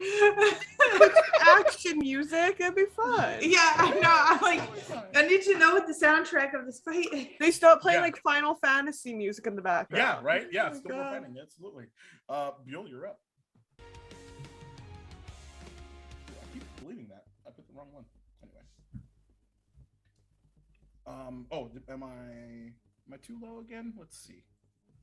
Is it just auto doing? Yeah, it literally is. It just goes no, and just goes. It just puts me down. It's very weird. Do you have anyway, the auto so, thing set on? Because there's like an auto it adjust. does it regardless if it's on or That's annoying. off. Yeah, indeed. Let me be my powerful loud self, Zoom, you jerk. Anyway, Buell, you're up. Okay, cool. Buell will not cast a spell. Buell will just go to the. Is the dude who she took the jaw off of still up somehow? Yeah.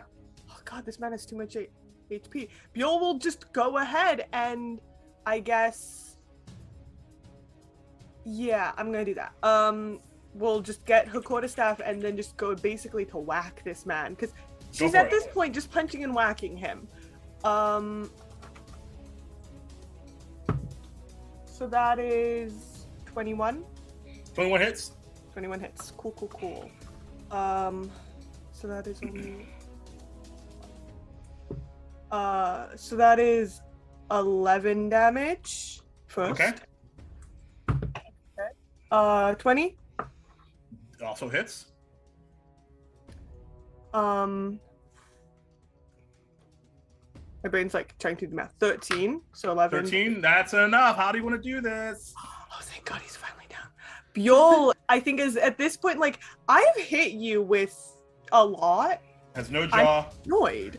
And she's gonna be just like, go the fuck down, and just starts whacking. Just whacking ass. And It's just not like, even like she's fighting; she's fully whacking him with a stick. yeah, absolutely. Yeah, it's just to pace. Yeah, and I think when she finishes, she's like finally kind of spins it, puts it down, like plants it in the ground.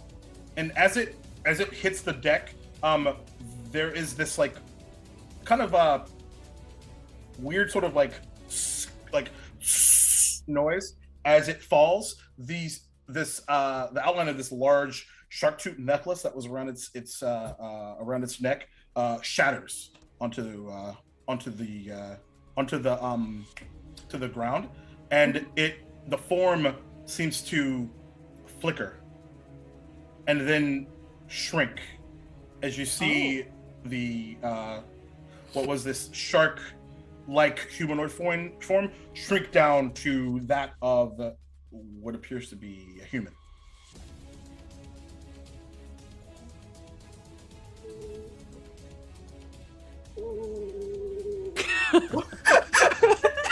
Sorry. Makes you think, doesn't it? Anyway, anything else? Oh, I can take more. Oh,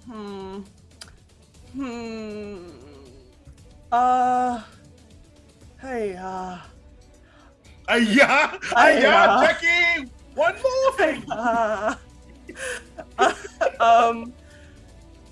Oh god, I think you'll...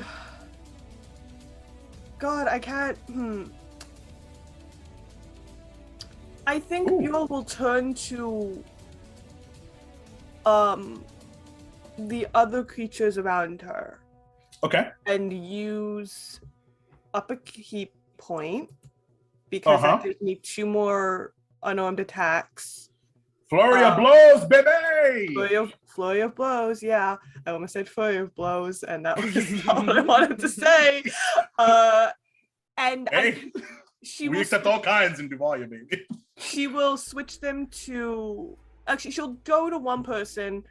I don't think I can do enough to kill a person. No, I can't. Probably can't. To attack one person, and if either of them hit, tell me, because I want to use stunning strike then. Okay. Okay, first round is 15. Guessing that 15 is not gonna do it. Nope. Oh wait, it's not 15. It's now just it's 14 now because I switched to unarmed. Oh. And that is 18 plus 9. I'm guessing that hits. That will hit. Yeah. And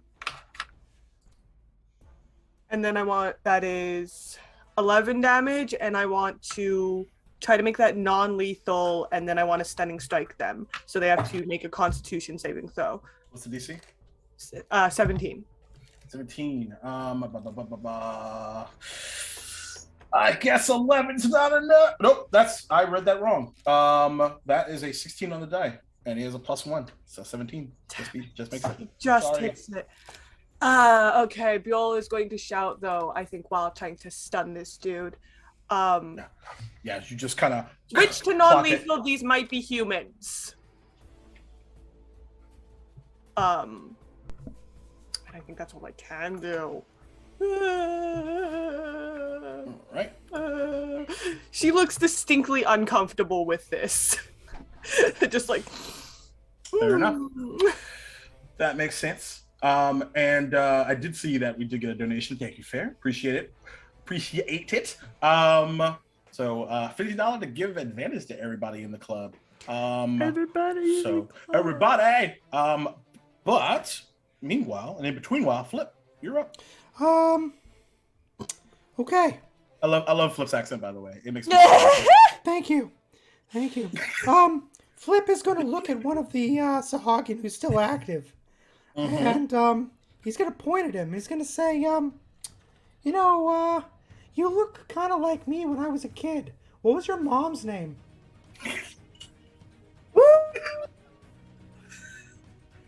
It's sad that I'm laughing because Gary sent me this one this morning, and I can't believe I still laugh. This is not great, yeah? Yeah. Natural 20. Wow. Can I use my my advantage that Fair gifted me to make you roll again? You know what? Sure. Hell yeah! Thanks, Sure. Fair.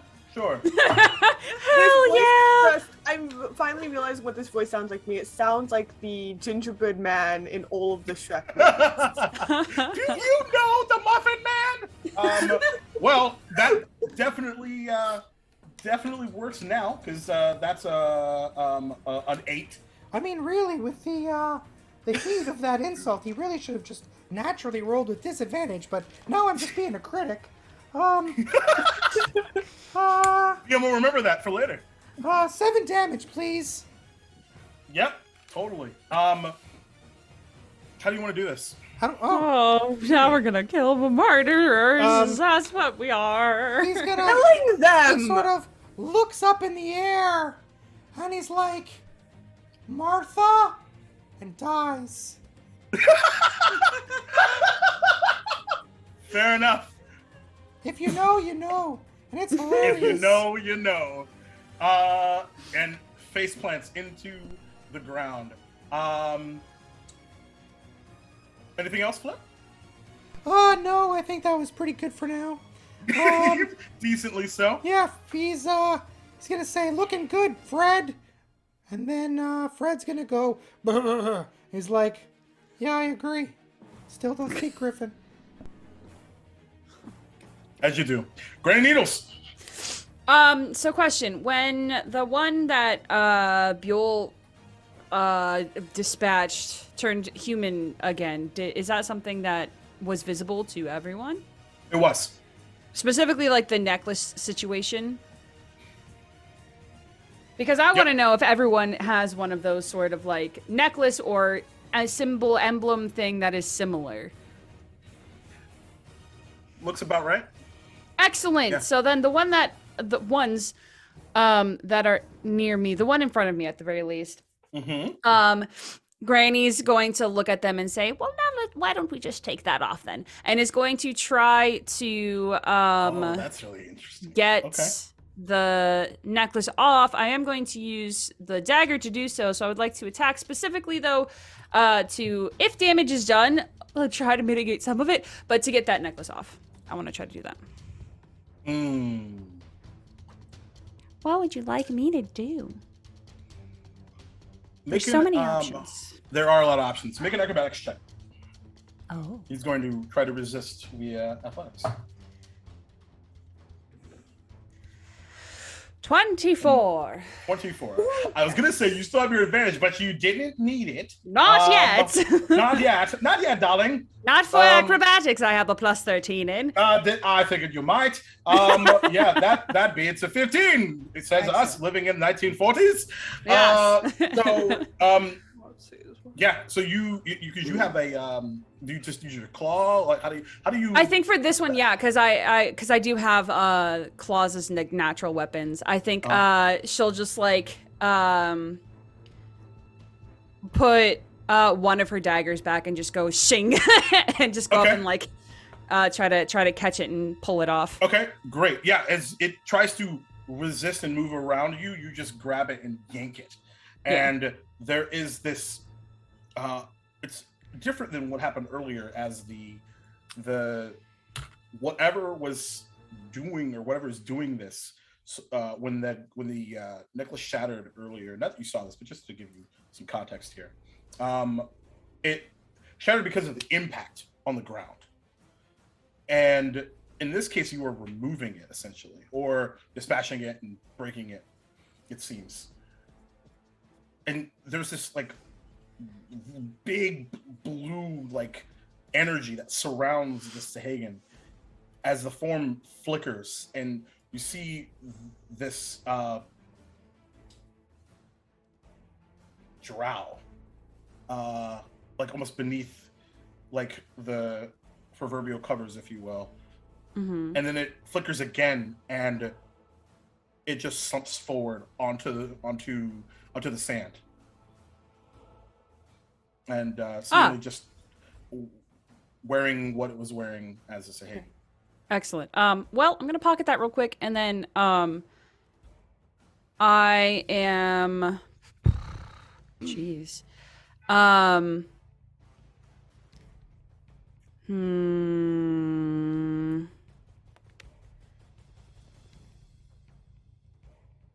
I don't want to. As you're deciding that, the remaining Sahagan that are up and not incapacitated, which I think there's only one left now that's incapacitated, with the exception of this one, as they're looking around and seem to have lost their aggression and begin to look around, and looks like they're going to turn towards the exit. Okay. I want to make my way to that one nice and quick. Shadow stepping if I need to. To the one who looks like they're about to bolt away. Shouldn't be a problem. It's still within the bar. Okay, and then I just want to be. My intention is to do the same thing to them when I'm able to. But yeah, I want to pocket that necklace that I swiped. Okay, perfect. It's now their turn, and that's exactly what's going to happen, as they're all going to GTF to the O. Those that can. So the one in, so that one's gone. Should have one under my control. And that one's still there. And then the only one that would invoke an attack of opportunity is the one that is in front of both Buell and Granitos. So you can take it if you want. I would like to take it if I can aim for, because I don't think this one's been like really hurt too terribly much. Nope. Cool. I want to aim a dagger, but like towards the wherever this. Yeah, I'm gonna say it's a called shot, which is a neg 5, but you can give it a shot. Awesome. I'm gonna do it at advantage then. Use my advantage for it. Yeah. All right. What about you, Buell? Also, I think Buell will also, I guess, seeing what happened, try and take a stab at the necklace with the quarterstaff. Just like, I think Buell doesn't care if this person incurs damage. They'll just strike down, but try to make it non-lethal, like trying to essentially nab the necklace. Okay. Keep going like this because my brain's doing a specific action. So I rolled an 18 for a 28 total, and then -8 is 23. If I'm not using the advantage, what do I roll? What am I rolling? Am I rolling disadvantage? It's just an attack roll. Okay. Then I rolled a 26 total. Yeah. Okay. And are you targeting, or are you just hitting? I'm targeting. Okay. So then neg 5 to that is 21. Still enough. So yeah, you absolutely can. And as you do you grab both of these necklaces and they slump to the ground. This green, actually, this one is a gold dragonborn, and then the other one is a green dragonborn, and they slump to the floor, unmoving. Do they seem alive? Say again? Do they seem alive? You're gonna have to find out. Ah! Come back from break. Boom! I'm such a jerk. It was too easy. It's the best time to take a break. It is. Yeah. So, and I still have a rare item. What is it? What is it? Y'all gotta specify. Y'all gotta let me know, because there's a lot of them anyway. So, hope you're having a good time. We're gonna see what happens on the back end of this. As these Sahagan weren't Sahagan after all, but at least that's what the folks think so far.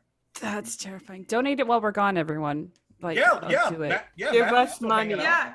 We could draw from the deck of many things again. You never Or know what wild could magic happen. surges. Give the Yo, children wild money. magic Wild magic surges surges. are only Yeah. Oh my God, wild magic $15, surges. and they're so ridiculous. So Give the children money. since it didn't happen, I can reveal what the other card was. It was the comet card, which single-handedly defeating the next hostile creature or group of creatures you encounter causes you to gain another level. Gain a level if you fail. This card has no effect, but it didn't happen, so no big deal. And I would have got another level. Yeah. I would have been level 12. Yeah. Wow. Like, what was in that drink I got? No. No. And don't forget, I will Weird Al you a song while we're playing D&D, and then That's perform true. it on the stream. It's really impressive. In character. In accent. Can you sing in accent? Oh, That's actually 100%. really hard. Fuck yeah! Amazing. All right. Amazing. Fuck yeah! Let's go. Let's go. All right, cool. So we will be back in, I don't know, 10, I guess. Is everybody 10? Top of 10's the good? hour? Cool. Top of the hour. Sounds good too. See you in a few.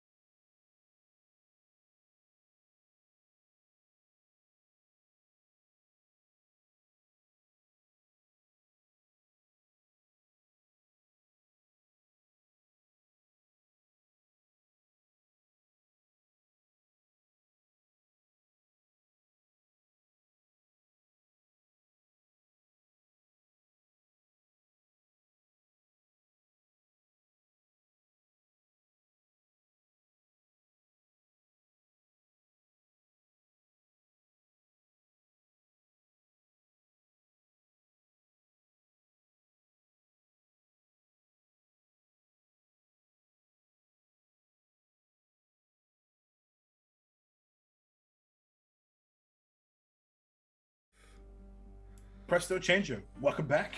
So, as this Sahagan attack on Cyrus's last resort, having been upended by this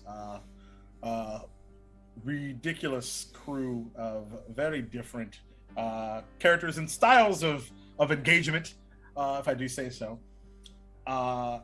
as well as the understanding that there is something amiss as the Sahagan that lies slain on the ground. Two of them not necessarily changing, but the ones that have had these necklaces removed and have changed into a drow, a green dragonborn, and a I think I said gold dragonborn. They're just slumped on the ground,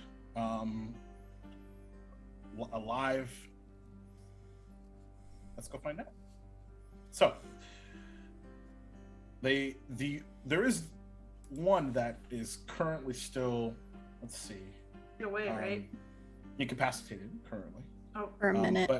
But you know that that's about to end here. I'll walk up to him Mm-hmm. and I'll drop it and just say, before you do anything, can we have a chat?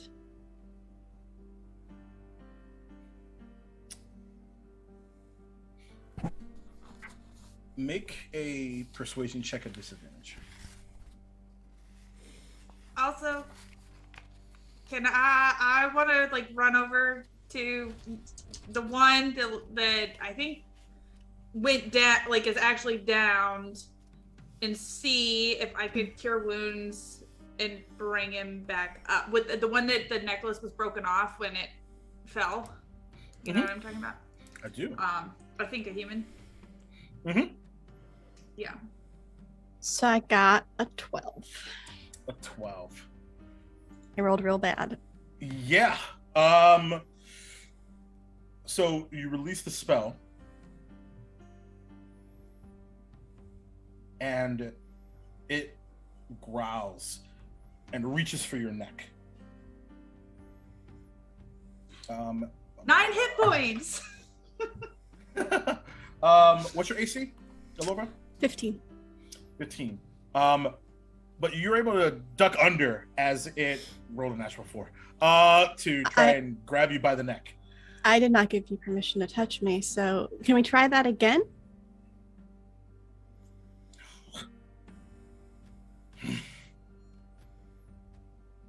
It darts out the door. I want him to He's stay. taking an attack of opportunity. The rest of you all see this as well. Can I? We'll get I would into like. Bartholomew's cure wounds in a second as well. I didn't forget. Was this person injured at all? This one in particular? Yeah. Oh yeah. Okay, I would like to then, as it moves away, in a radius that would hopefully not hit anyone else nearby, would like to cast sleep. Interesting. Okay, cool.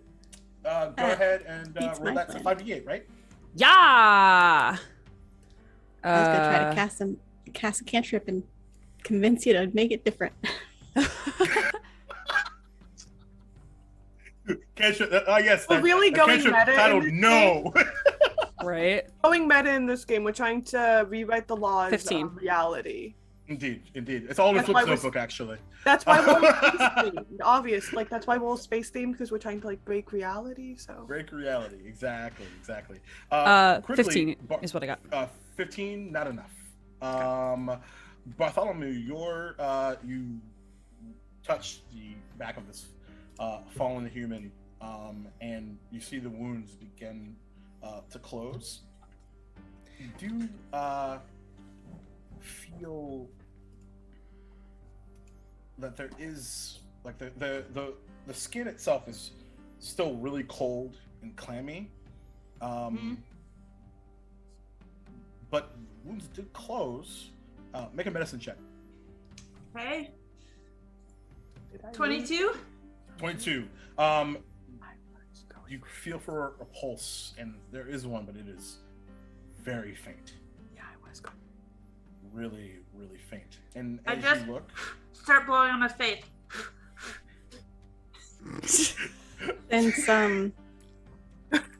Since the sleep spell didn't work, can I use my attack of opportunity? yeah, sure, absolutely. This is what I'm going to try to do. Whether or not it works is completely up to you, but I want to use Okay. Chill Touch to have the skeletal hands grab the necklace. Ooh.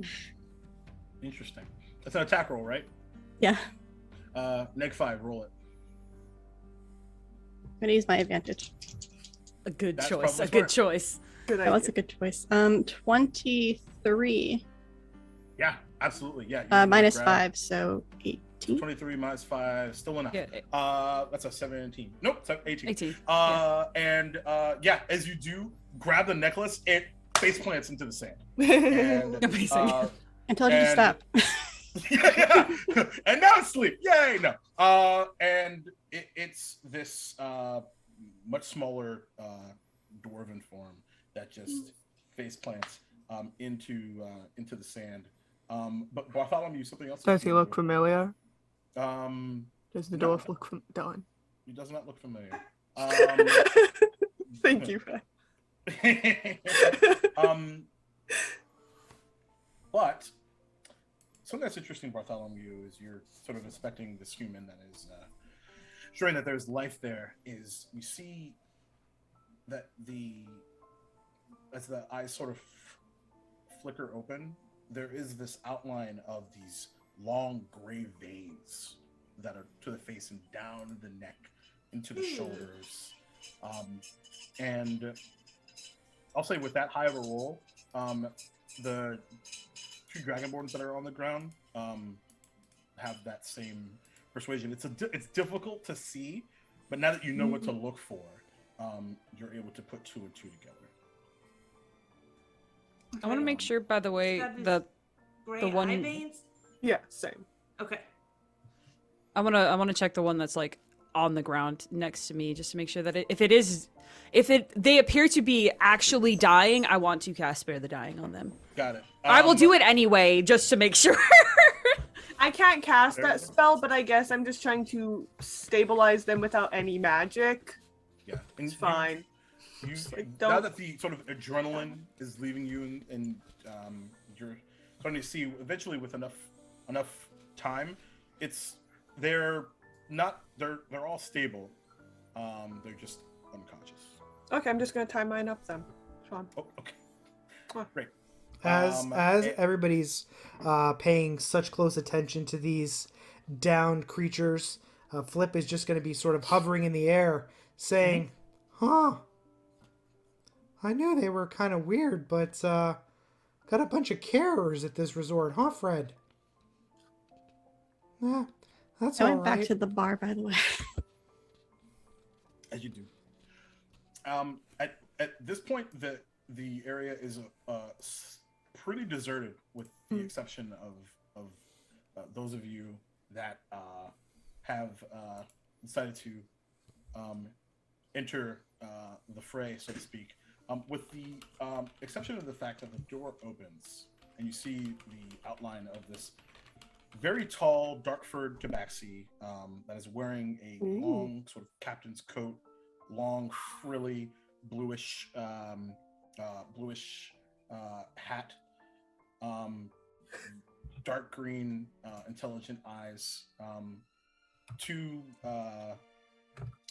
rapiers to either side of his pants. As a gentleman that you would all know is Captain Ink on Skin, walks in, and he has in his hand a familiar necklace.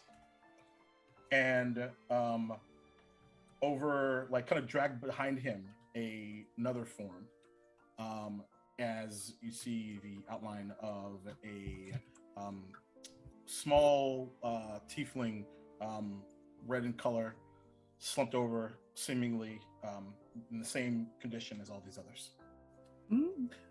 So I see you've also figured it out. Yes. There were more, and then they ran away. Yes. How many were there on your side? A dozen of them. That's a lot more. Do you have any rope that we can tie these ones up with just in case they do wake up and turn out to be hostile? I am a captain of a ship. How much rope do you need? As much as it takes to tie up 1, 2, 3, yours 4 people. Tosses you about 50 feet of rope. Cheers. And I think Pure would just go to work, like, tying people up. Okay. Bartholomew is gonna look around for an abandoned drink, like a glass of water, and try pouring that on this guy's face to see if he's like, I don't know, they came out of the water, you know, like No, it's a very fair point. So you do that, and the eyes flicker open. Did it say open? I'm just like, I am like 2 inches from his nose. Just, Yeah. And it just like this looks like this look of bewilderment, and as you look into the eyes, they are, those veins seem to even still be in the eyes as well, and the eyes themselves don't have a color. They're just white with the dark pupils.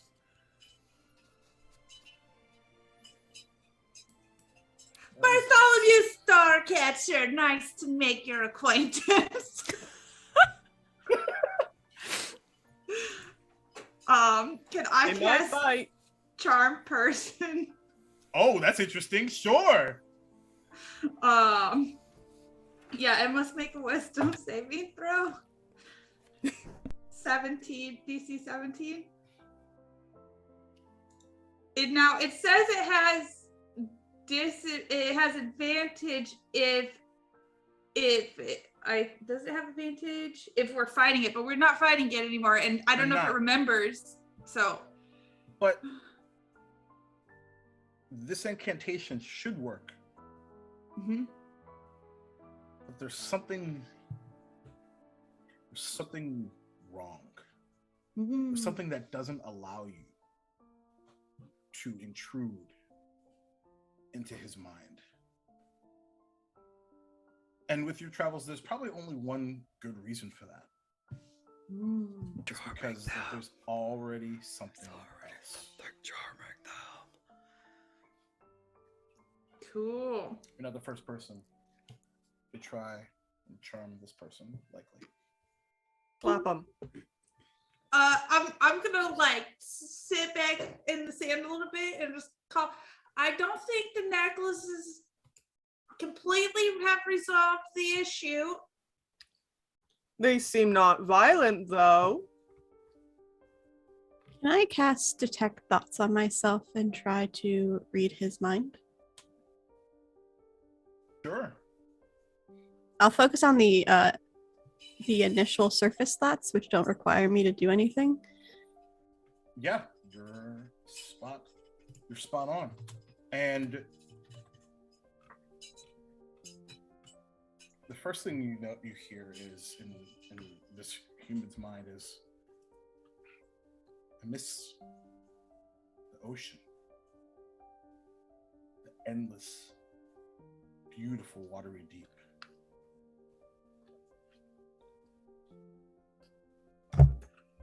I serve the Eater of Worlds. I'm sorry, you're quiet again. I serve who?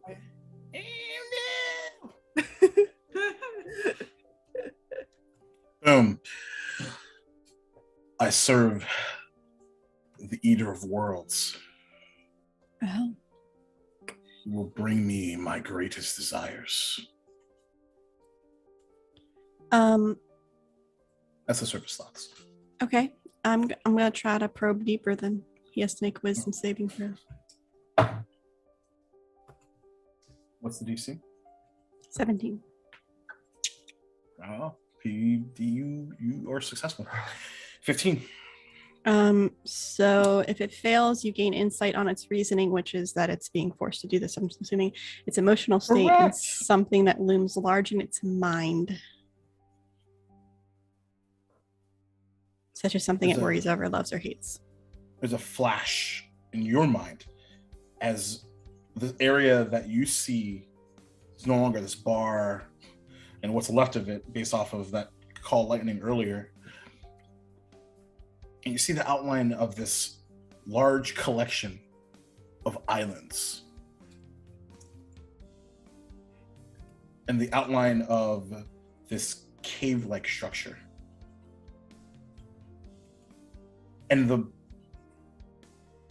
what's sort of attached to that is the word home. While I'm still focused on that, I'm gonna say, where's your home? As you say that, make a wisdom saving throw.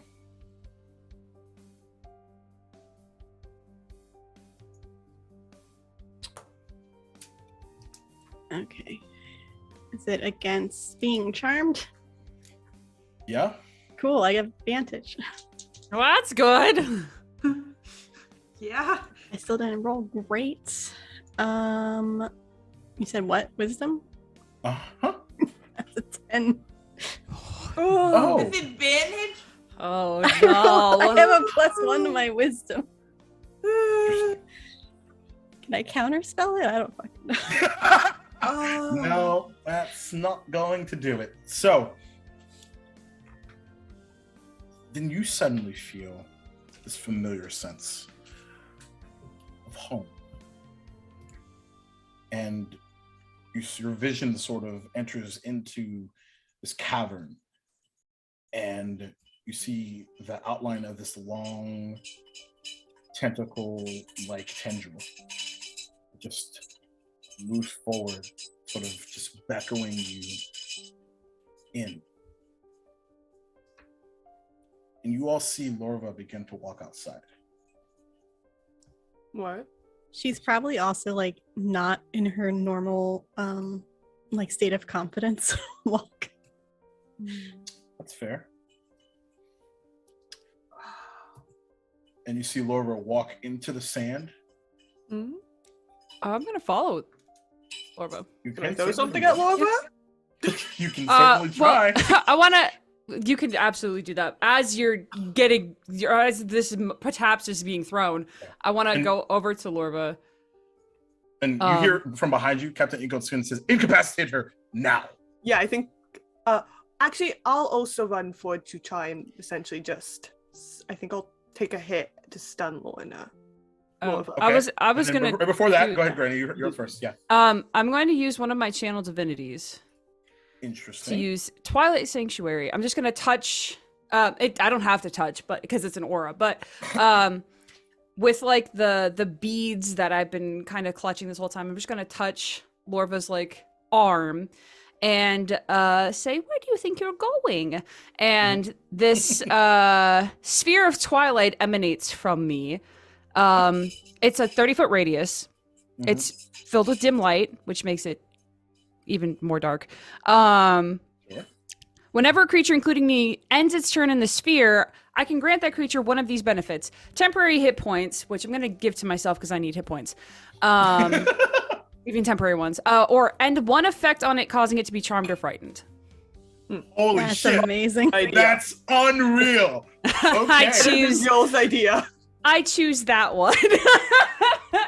And as you do that, running after Lorva, you see Lorva going into the ocean. Initially, water going up to the ankles, as Biel chases behind, and then Lorva, what you see is the outline of this large aberration that is sort of curled up into these several long tentacles with 3 eyes and like slits right underneath, which would be bad enough if not for what was underneath it, which is this long crystallized shell-like carapace surrounding an even larger tentacled monstrous something, as it's frozen to you as with one eye and you snap back to where you are. The fuck was that? Okay, Happened. don't probe their minds. Good idea. Oh. Noted. Can't do that anyways. Okay, so I know who they're working for. That's great. Good. And also since you end your turn here, it lasts for a minute, you get a d6 plus 3 temporary hit points. Fantastic. So you get Nice. 8 temp hit points while we're in here, and then just kind of like just like disappears and like sparkles this like dome essentially. I just look at Granny Needlesman. Thank you. I really you're did not welcome. want to go into that water. It seemed a bit strange. Yes. So does anybody know what the Eater of Worlds is? Have I ever heard of it? Have I ever heard of it? I have religious background. I I'm a bard. don't, but I On have. the weekend, I'm at a weddings. bard. I definitely I'm heard a of bard. it, and if I No, you haven't, know. I still definitely have because I'll make something up. So Right. Bartholomew will be like, "Oh, the Eater of Worlds, of course." Do I know what that is? No. None of you I'll can. say it's a massive evil earthworm. It's In fact, it definitely. has fangs and it drinks the blood of the earth. I'm pretty sure Um, that's not what it is, because I saw something and it was tentacly and very big and underwater. What I actually specifically want to invoke is I have the sage background, which means that if I don't know a piece of information, I know where to find it. So if I don't know it, I would know maybe where to check to see it.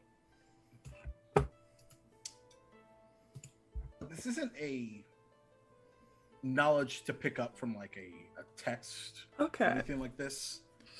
It's more of a type. Eater of worlds, eh? I wonder if it eats worlds.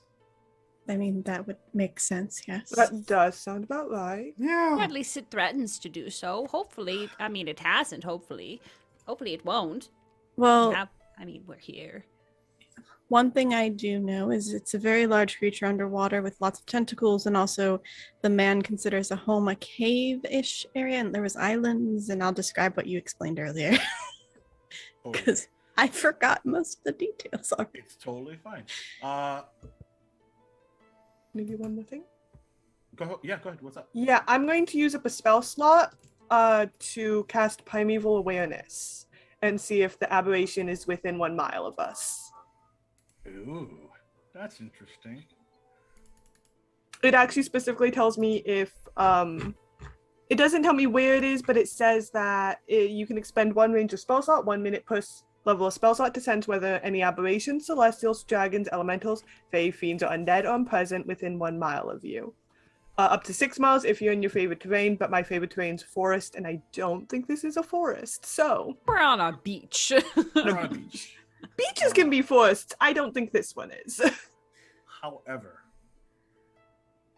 you do get the sense that there is an aberration within that area. Okay. I suspect that it's closer. So it was aberration and what else? Just making Celestials, dragons, elementals, fae, fiends, or undead. I am of undead face. I don't. Okay. I don't. I Think, have draconic bloodline. I don't know if that counts. I don't think. I'm just a those, cat. Click it. But no, yeah, okay. So just one. Duval, you're quiet again, by the way. God bless America. Are you sure Zoom is is there a thing that is clicked that says automatically adjust microphone volume? It might be Good. the Windows thing that lets applications. It's currently take unchecked, control. and it did what it did. Oh. There we go. I don't understand. I don't either. So I'll keep an eye on it. Try to anyway. Ding dang microphone. Ding dang.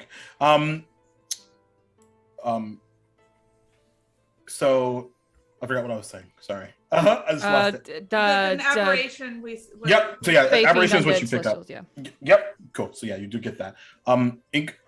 Ink sort of perks up at the mention of the islands.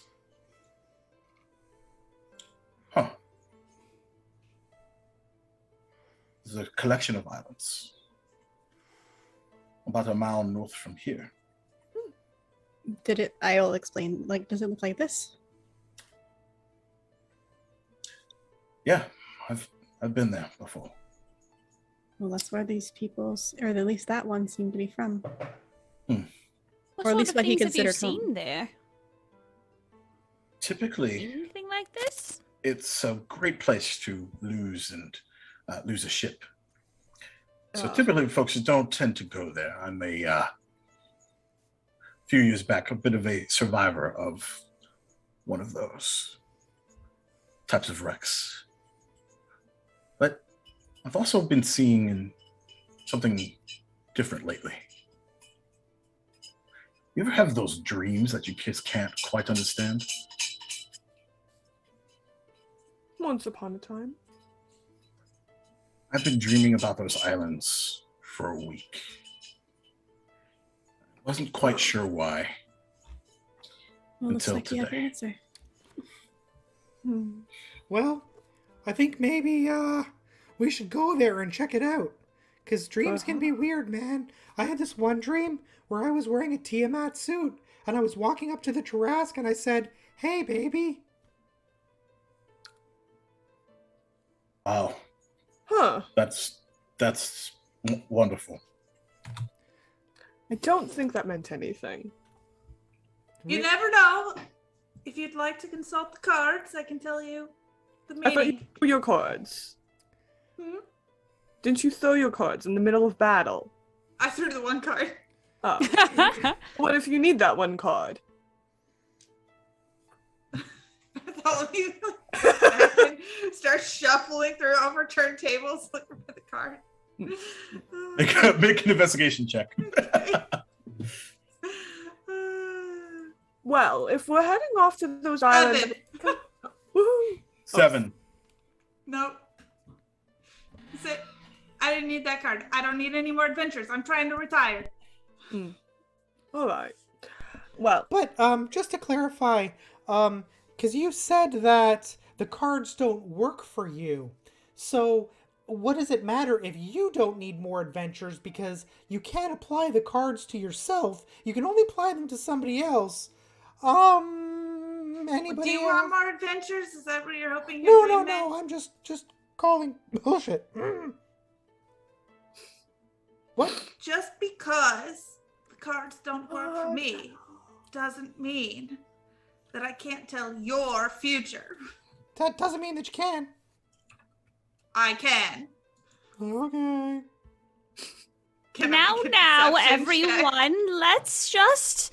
There's some pressing things going on, and your dream sounds lovely, but I think we should perhaps this is a little bit more in the moment than discovering if we want to continue adventuring or having a good and or bad dreams. I don't know how you determine that. If something is trying to take over other people, willingly or not, I think that's something that perhaps we should take care of. I don't know about you all, but I'm a little bit of an adventurer myself. And I think that we should probably, as the only ones who seem to be out here dealing with this, should probably look into this, don't you think? I mean, I was enjoying my vacation, but the captain seems to also need to deviate. So, I Fast would forward rather reading go on back to everyone. Bartholomew starts just picking off of like an abandoned appetizer plate. I would rather go back to reading, but I suppose this takes precedent over my books.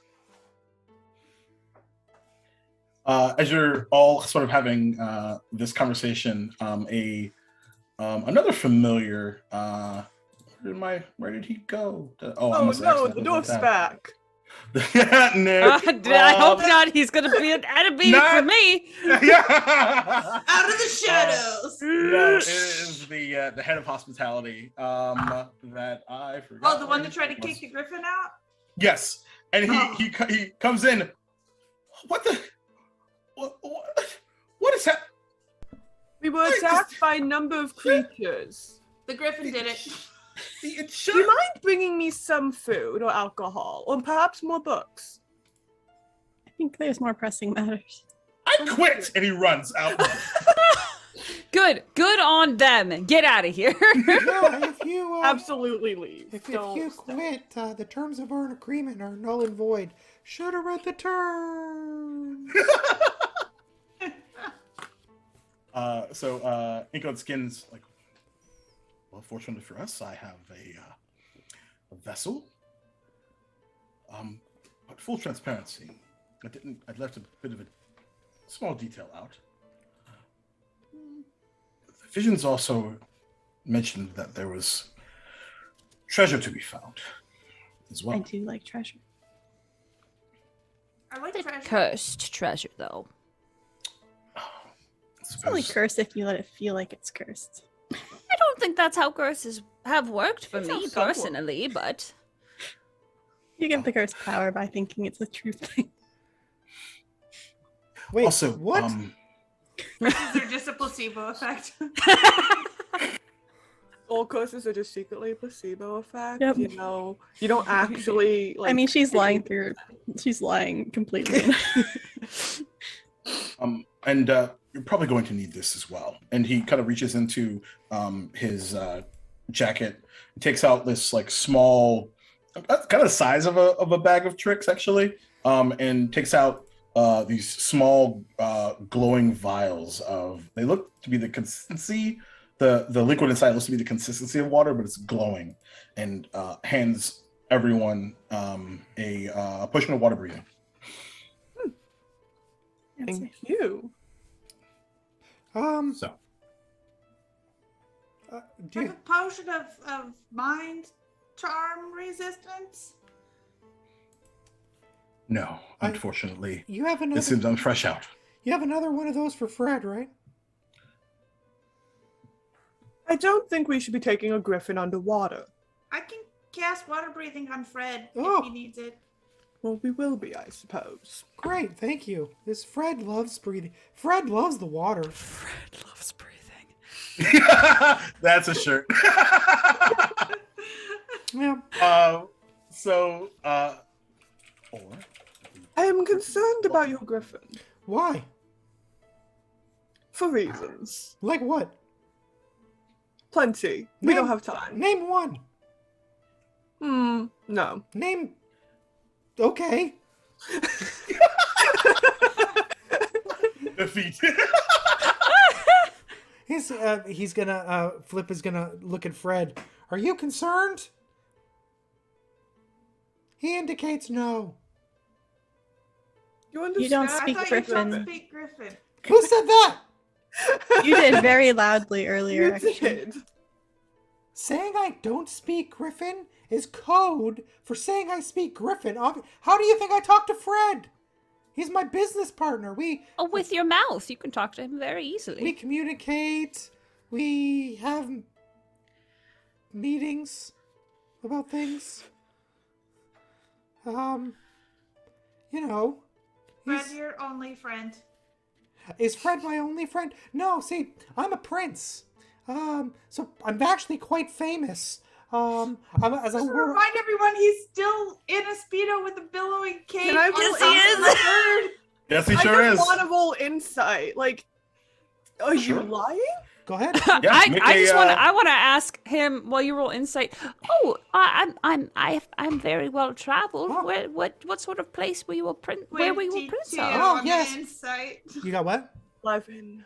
11? Oh, 100%. He's a prince. Is What about 22? Is he still a prince? 100%. Is he still a prince? Yes, he is. Still a prince. The Amazing. concerning prince. Where was possible. the Sawtooth clan in the mountains outside the Sea of Fallen Stars? It's a beautiful place. Before I was forced out unjustly, me and my brothers, they said after my father died that all of the cavorting with women and taking money from the treasury and not feeding them was antithetical to the clan. And we said, this is how it's always been done. Why change a good thing? Led to many I problems. think you might have been deserving of that punishment. Many things.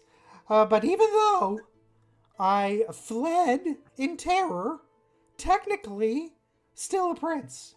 And then he's going to put his hands on his hips, and the cape will billow in the wind, and he's going to look down at everybody like this. I always wanted to meet a prince, but I'll wait. Yes. I'm happy for the Thick better. on Skin just says, not quite like right above a whisper. Wonderful. We're all going to die. That's great.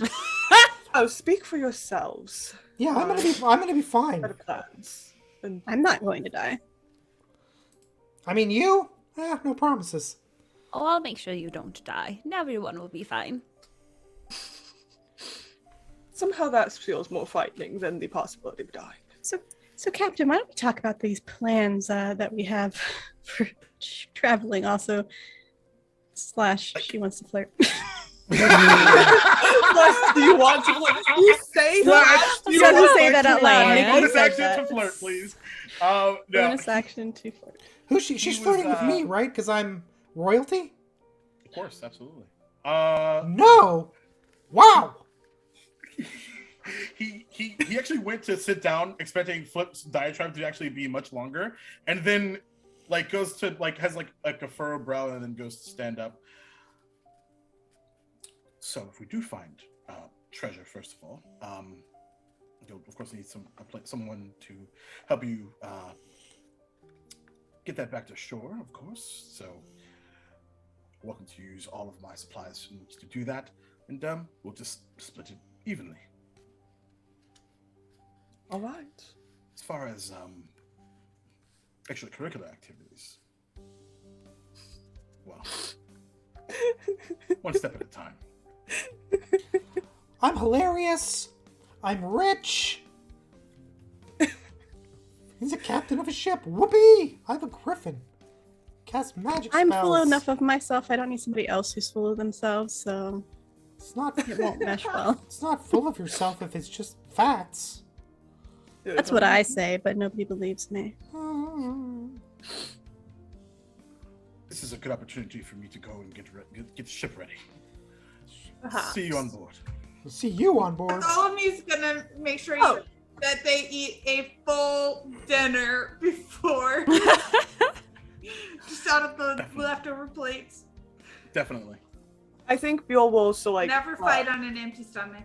I think Buell, Indeed. as the captain is leaving, will also be like, "Oh, also to introduce myself, I'm Buell. I don't know these others' names. We've never met."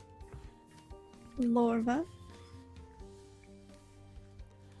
I'm Flip and Goblet Prince, and this is my griffin Fred. Well, he's his own griffin, really. We're business partners, associates, colleagues, one might say. Bartholomew finishes off most of the piece of apple pie and then says, Bartholomew Starcatcher, nice to meet you. You all sound so lovely. You can call me Granny Needles. Granny Why Needles. Yes. Amazing. Do you, poke people with needles? Are you like a... Not with needles. Are you like a hit cat?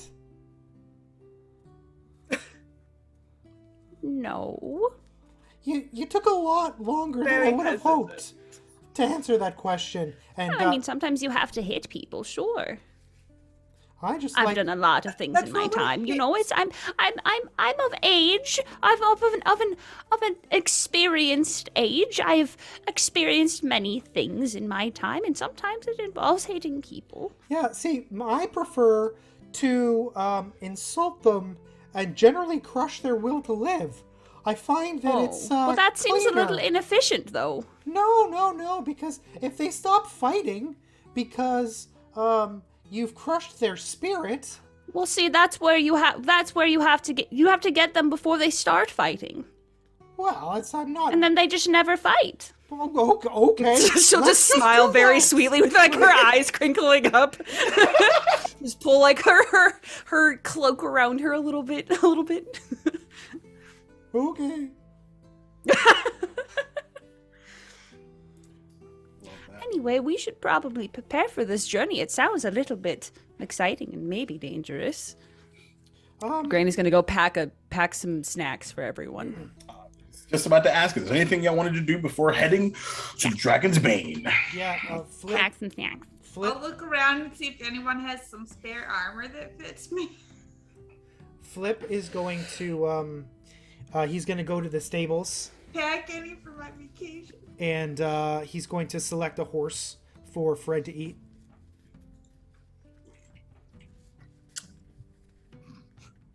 I think the guy quit, huh? Wow. I mean, the contract is null and void. Let's give her. Buell is going to do what Buell does best and just find a warm spot and just nap. Yeah. To gain back some things. Also to roll a hit die to see if I can gain back some of the health I lost. That's probably helpful. I'll gather up my things and also just lounge while drinking. Because there's no bartender here, so I just make myself a drink and I make it stronger than what they would have made it. Totally. Yeah. That sounds about right. Can I find someone who has light or medium armor and sweet talk them into it? Given what happened, there's really no sweet talking. It's very much just like, go, just go, yeah, sure, yeah, you're gonna go save the thing, yeah, sure, right. You know what? You don't even need to bring it back. Like, it's yours now. Congratulations. Love that. Oh, thank you. Yep, I will. Kiss their hand on my way out. I don't know what that's been. Oh, all right. They just leave. Are we effectively taking a short rest between like now and like ship time? Yes. Okay. Cool. Hey. Yes. And for the sake of time, we're gonna sort of skip ahead from the journey proper. And where did you go? There we go. So, after a good while, it's still really late. Like, we're getting into the 2s and 3s in the morning. As you are all on this beautiful teal and black ship. I mean, come on, listen to me, guys. You know there's some teal gonna happen. If you know me, you know.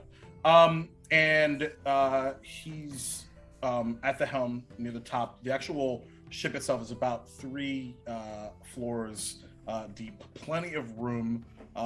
And as the now ship-based wind in your hair or fur, or neither in my case. Or zero. Yeah, I was just about to say. I was like, yeah. Your scarf. In my scarf, it's just like.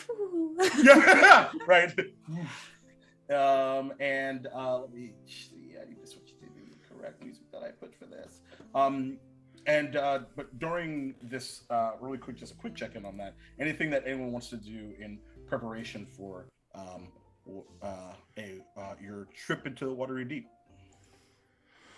I will try to persuade someone to draw some cards from the deck so that we know how this is gonna go. Oh, I absolutely will. The stars and I go way back. Perfect. Okay. You draw the dreams card, which means that the event will be precipitated by dreams, which it has been. So that's a good sign. And then the second card you draw is the new moon, an unexpected event that changes everything. Like, this is very good. You are very, very in tune, astrologically speaking, because everything, the dreams, the moon. The third. I lean forward and I stare at you. The king's assassin. A powerful, unexpected conqueror. And I stare into Granny Needle's eyes. Granny's Like- just smiling and says, Oh, that is so nice. Thank you so much for all of that. I'm sure it's going to be a very good time. All right. Bartholomew leans back. It's like, who does Granny Needles work for? Who's your daddy and what does he do? All right, but I let everyone know. Good news.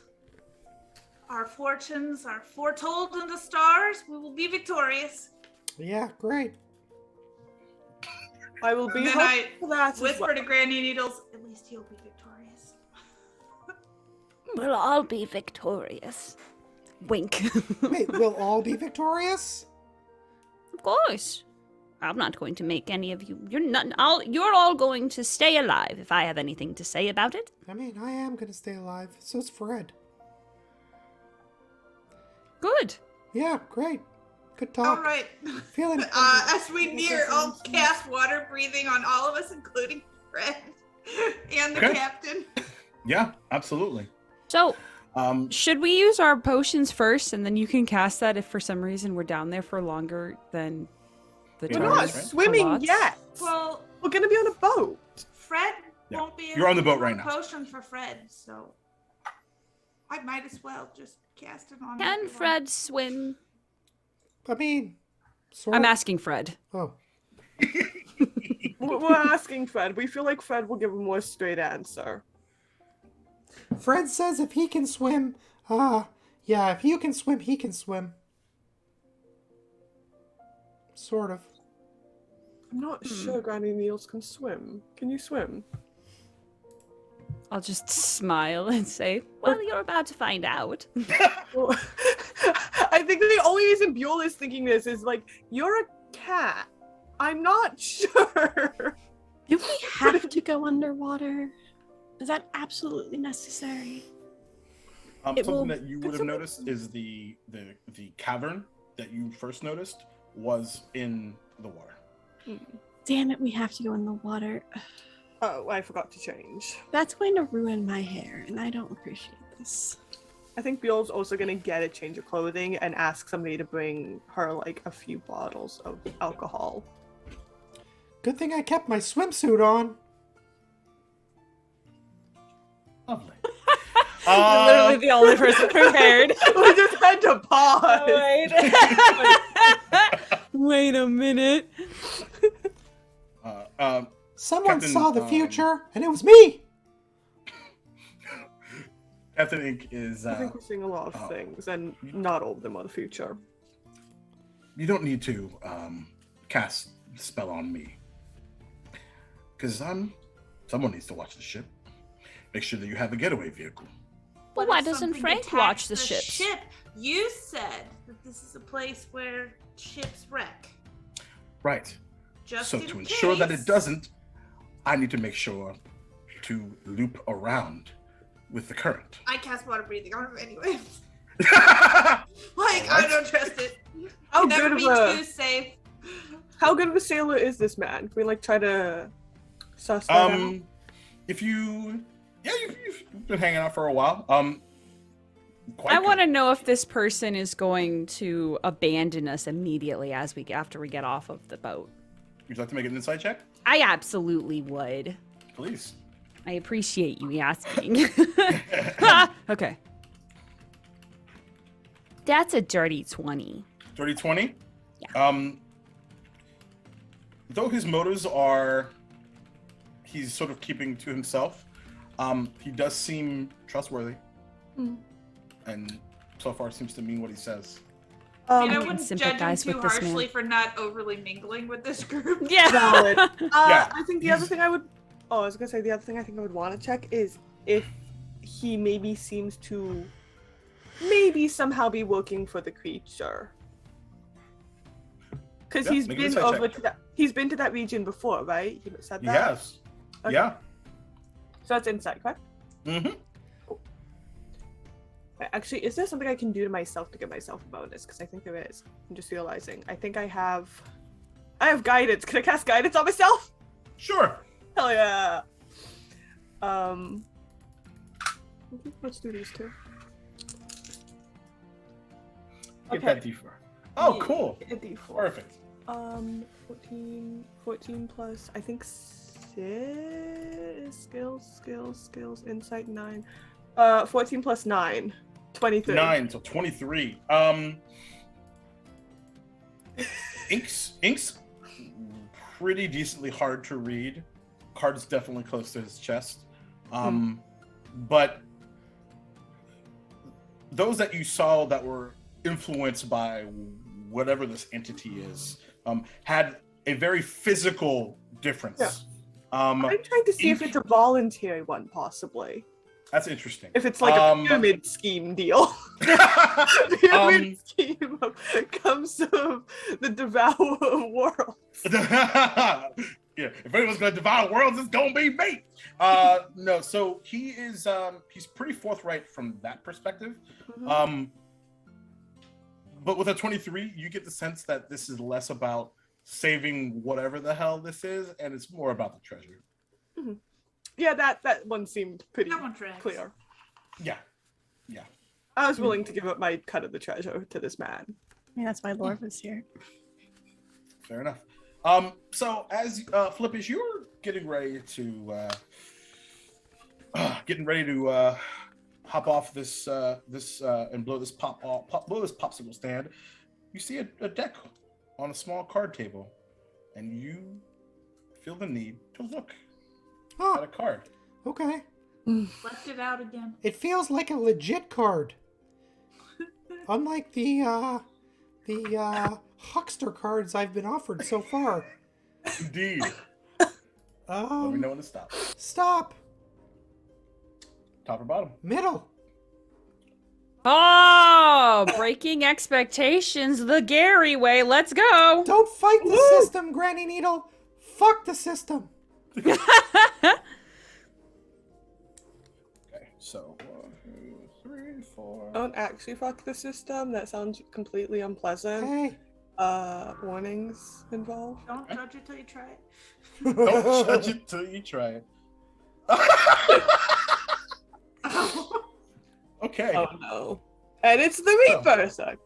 Nah, this is more fun.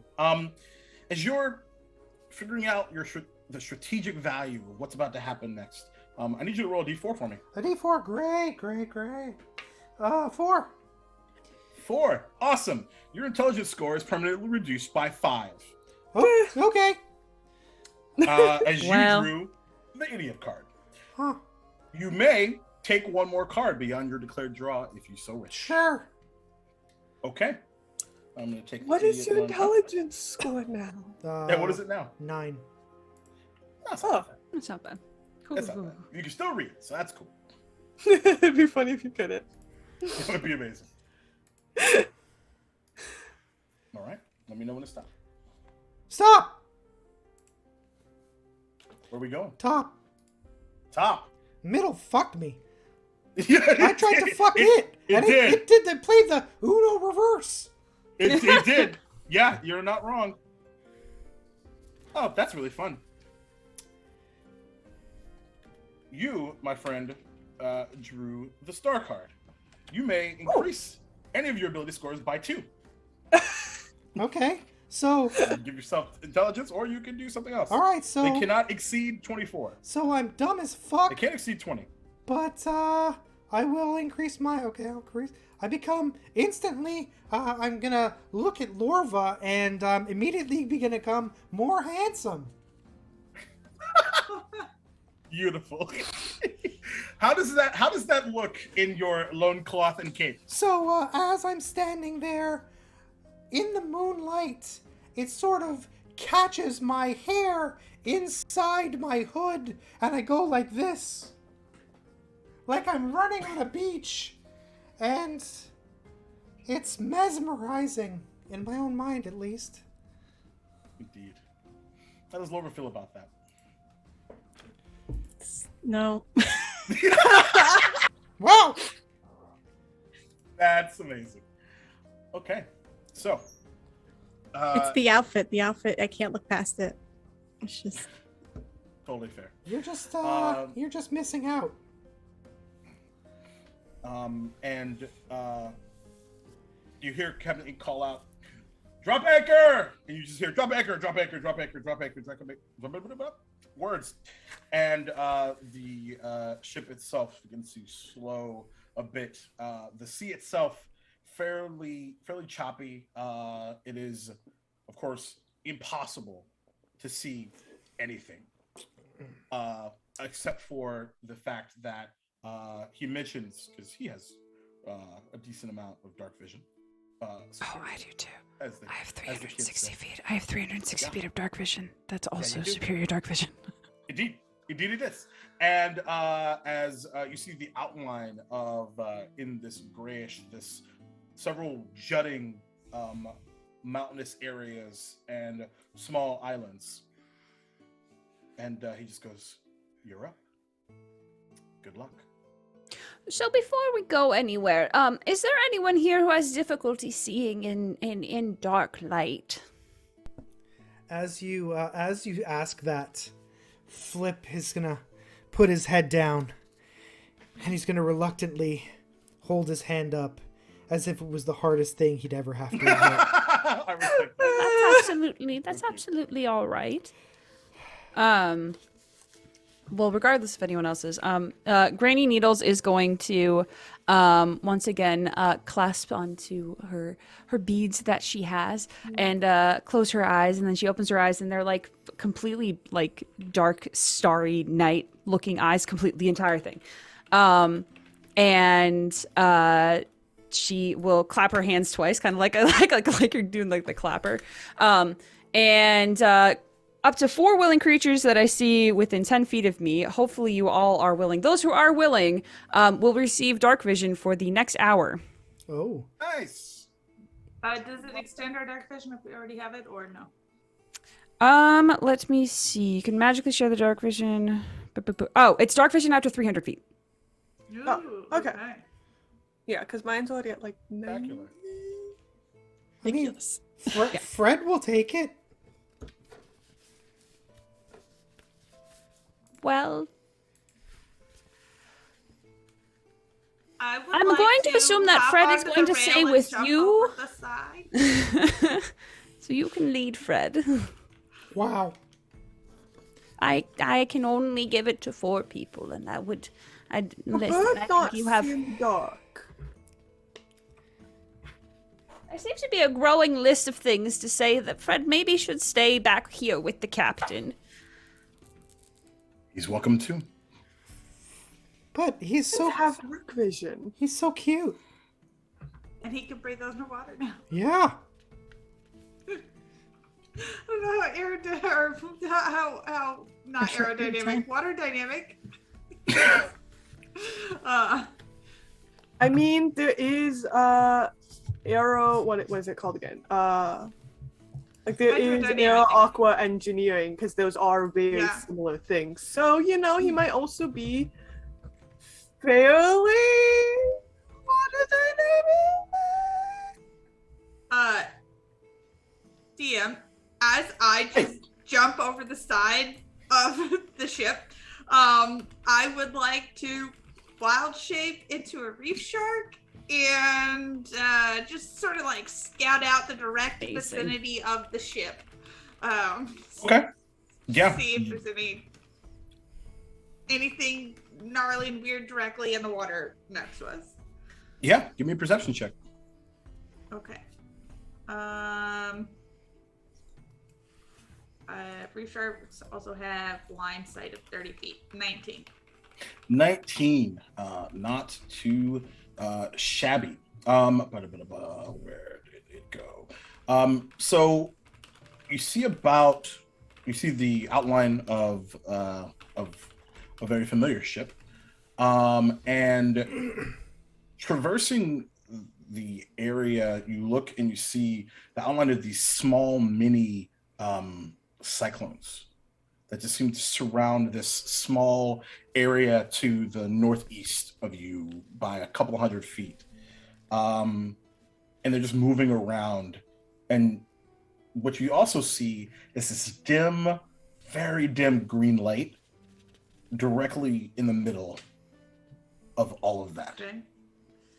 So cyclones, that's to the north of us? Northeast. Or northeast? Okay. And right in the And there's middle green light in of the these middle. cyclones is this green light. And, and- are the cyclones, I mean, obviously they're rotating, but are they mostly staying in that area to the northeast, or do they seem to be Yes. reacting? Okay. Okay. Any, like, surprising underwater life here, or just like your normal Nemos? There's actually probably telling there is no other wildlife but you. Yep. Just the dark blue deep. A couple cyclones and that light. Okay. I will do my best dolphin impression and sort of just try to jump in the air a little As a bit shark. to get the party's attention as a shark. Yep. So you all see that Bartholomew jumped in and there's a shark that just popped up. Oh. Hmm. Well, trying I to say something. Is Jimmy in the well? well, I suppose you should live. Well, one should live life with a little bit of adventure. So why not? And Granny Needles is gonna just hop very nimbly up onto the side of the railing and look back at everyone and give you all a nice big smile and then just dive into the water. Okay. Yeah, I think Viol will get onto the side and jump into the water too, but more like an actual dive, like spent way too much time perfecting this as a child sort of dive, like. I love that. Flip is gonna hop on Fred, and he's gonna hop up into the water, and he's gonna do a belly flop. It's gonna be awful, and everything's gonna splash everywhere, and he's gonna be like wings are gonna be flapping, and legs are gonna be trying to figure out this water, and he's gonna say, "Oh, maybe I should have left you on the boat."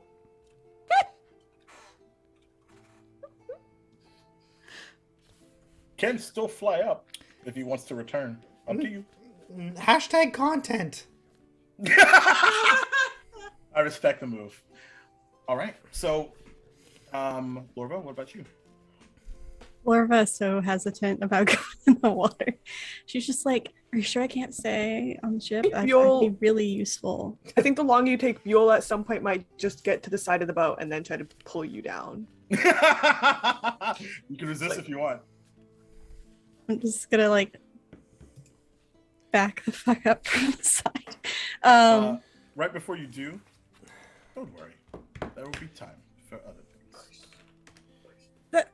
I mean, yes, but that's not the reason. I just No?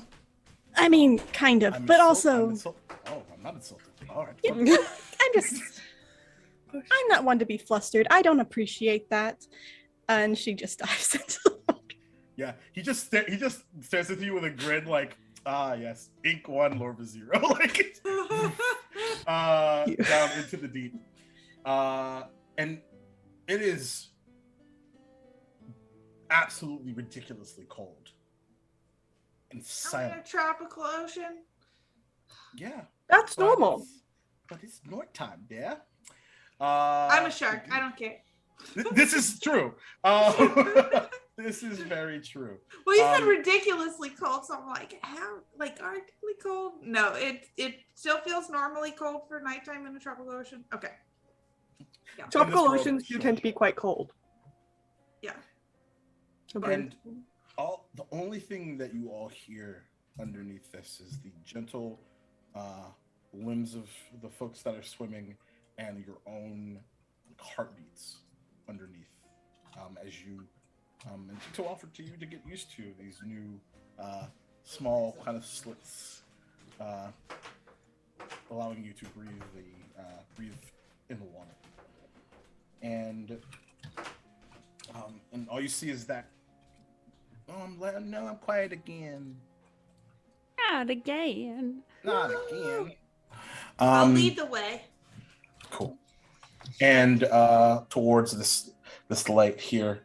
And what's odd is those cyclones that are seemingly surrounding this area and they're moving around as if to patrol or something, guarding this light. And as you approach, they just stop.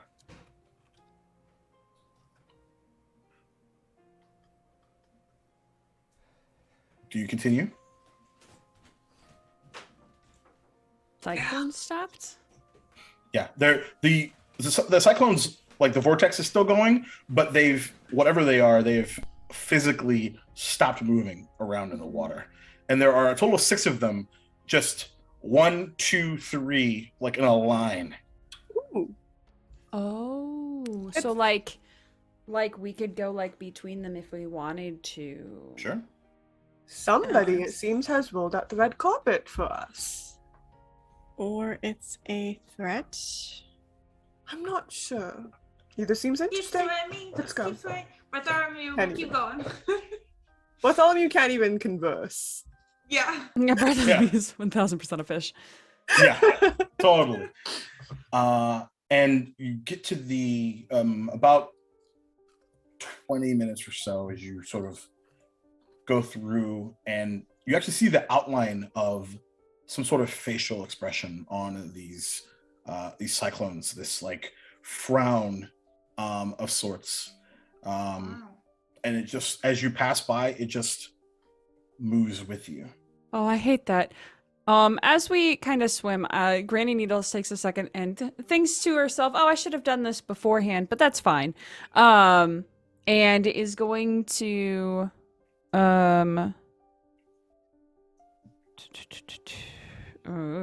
well, I'm going to cast Aid. Which can only Ooh, target yeah. up to 3 people. So, based on how the fighting went last time, they are going to target who? Bartholomew seemed to have a bad time, and actually, they're going to target Bartholomew, Lorva, and Flip because it seemed like Buell kind of had things taken care of for the most part. So you each have an extra 5 hit points for the next 8 hours. Nice. Your maximum and your current hit points increase by 5 for 8 hours. How long did that 8 temporary hit points last, by the way? Till a short rest, so it's Okay. probably gone. Yeah, it's gone. Most stuff. Okay.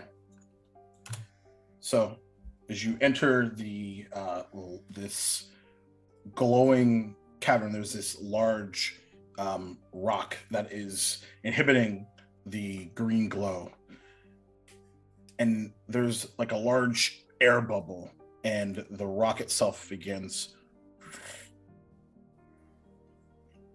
to move as you are bathed in this green light, and you hear an ancient, old voice. Welcome. Hey, sup? Thank you for the welcome. And Who are we speaking to? come in. That's not a name. I said who? A friend. Okay. That's also not a name. Who? Flip is gonna enter. And Granny Needles is going to follow behind Flip. I'm gonna Sure. swim all the way around and then I'll follow in after if I don't see anything else interesting. no, I'll go X10. Go X. That's how you would say it in common. Huh. And you Okay. enter this chamber, and Flip with a swimming. Is it Fred? I always forget. Yeah, Fred. And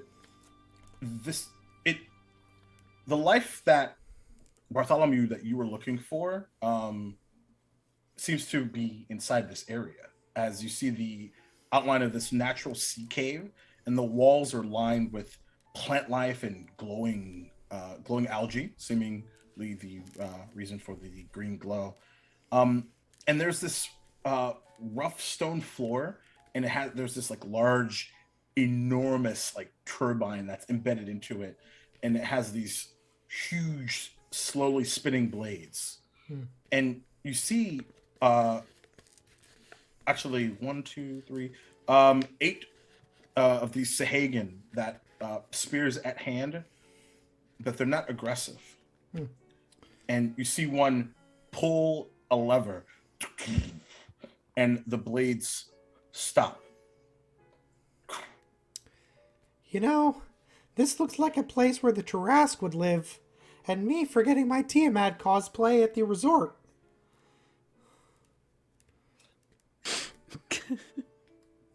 Come forth. All Let right. us talk. So Flip will stride forward, his cloak billowing in the wind, his bare chest and The water wind.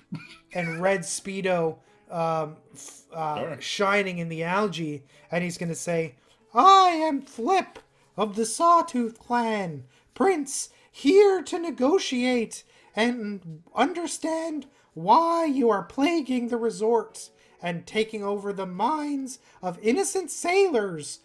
Did you promise them something and bind them into your service?" There's a bit of a pause. Come forth. Let me show you. You know, I used to be a lot smarter. I came up with that theory on the way here. Now I'm kind of dumb. I'm really pretty, though. Okay, I'll walk forward. Sure, I don't know any better. What the fuck?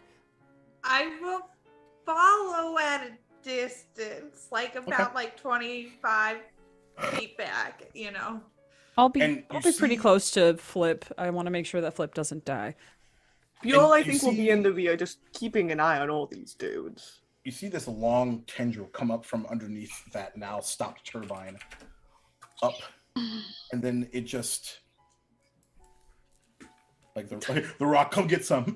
Sorry, I'm an idiot. Anyway, I have a 5-year-old, and just beckons, attempting to beckon you through this chamber, and you just see the Sahagan floating in the water, staring at you. Are they all wearing necklaces? Yep.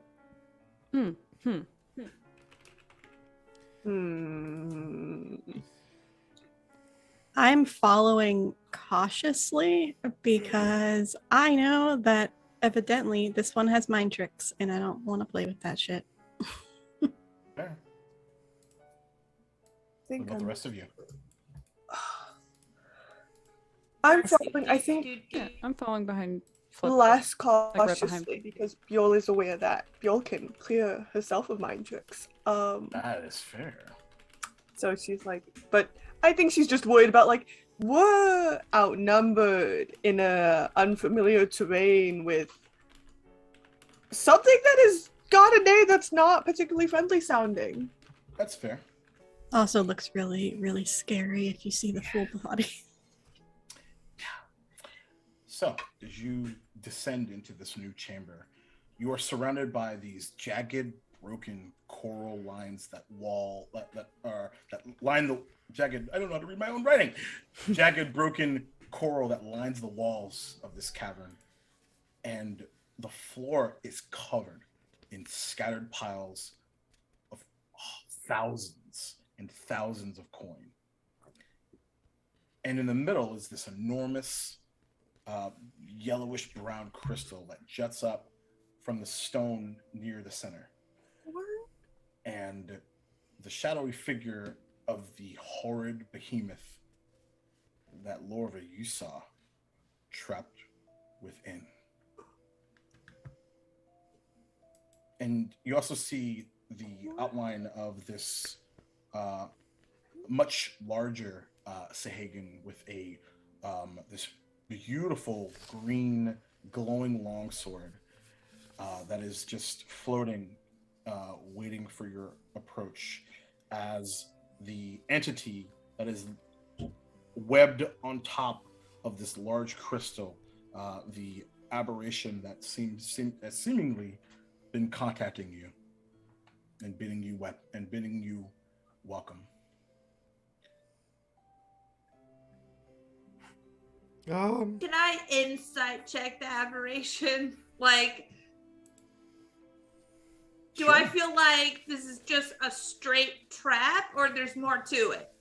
Like, I was it just looks gonna like a trap, but I was just gonna I mean, straight up ask. they invited us into their home, and we said, "Sure, why not?" I think 17. we're 17. bad. My question again is, did you say corn? Or Coins. Coins. I heard corn. Treasure. Treasure. This all this, look at the To seed corn. Nebraska. Look at all the seed corn. That's why I was so confused. Oh, man. Hey, we're in the Midwest now. We're just And gonna you take have the to left. Here's the No, thing, if you keep saying golden, unfortunately that doesn't disprove corn as an option. that's totally fair. Okay. So, roll an insight check. 17. 17. Oh, sorry, you totally did that already. No, Interesting. I'm gonna do this one out of advantage. No, I'm not gonna do it. Use my advantage on this because we're already in the fucking lair. So That was smart for you to save because I rolled a 5. So on which would be a 9 on deception. He certainly has an ulterior motive. And as Lorva, you essentially ask straight up, like, what's the deal essentially Yeah. here? you have a And- lot of people here and you're dragging us down, and we're just curious what you want. Well, the difference is they were involuntary. You are here voluntarily. I saw what you did up top. Beautiful display of violence. And yet cautious and concerned. And so I thought I would meet you personally. After all, now that you've opened your minds to me, we can begin to, as you said, Flip, negotiate. Yeah. oh, Because magic search right at this moment. and that's perfect. And whether you were hearing this aboleth in your minds collectively, now you are hearing him individually. And Granny Needles, you see in your mind just that one more heist. You find yourself in this mansion just moments away from success. You're about to win. This one last heist. This is it. Lorva, you find yourself with several people at your beck and call, being fed grapes, apples, cheese, charcuterie. You can hardly breathe because it just feels that damn real. Really shiny too, right? Of course. Okay. Biol. Similarly, but more specifically, there's this gold dragonborn wearing a beautiful tuxedo, and it's just twirling you and twirling you and twirling you at this dance.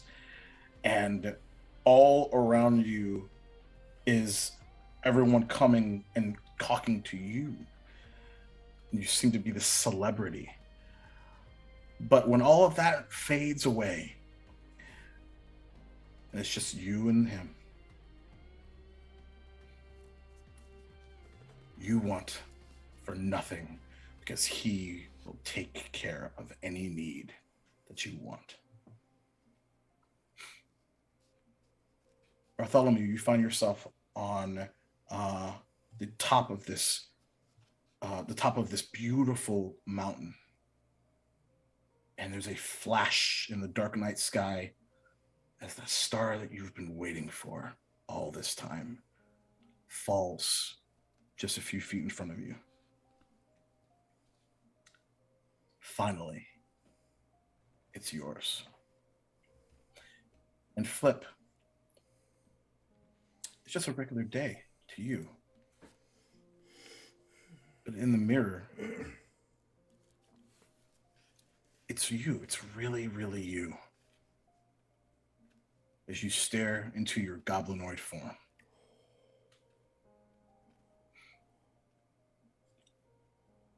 That vision coalesces and ends, and he peeks back into your minds telepathically. I can accomplish all of this for you. You've shown me your strength, your resolve. But I know it's bullshit because my insight check? Or no? It's not that it's not bullshit.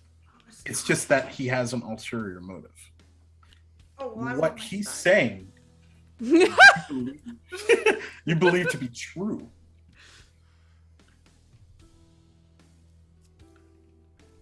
It's just that the pinprick of it all is probably that he's offering this to you voluntarily, all while you've seen what happens involuntarily.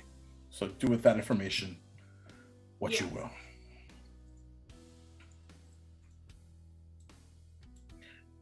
So, what say you? Before you can answer, let's find out what this Wild Magic Surge does. Yeah. Let's see. So who was the I guess we didn't have a who that's supposed to go to. You know what? I'm gonna choose. Bartholomew, roll a D100.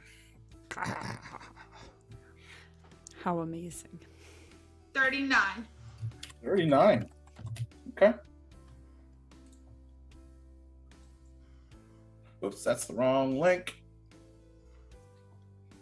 Oops,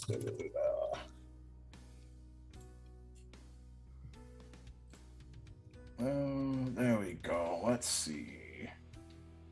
Nope, that's the wrong tab. Of course not. Un minuto.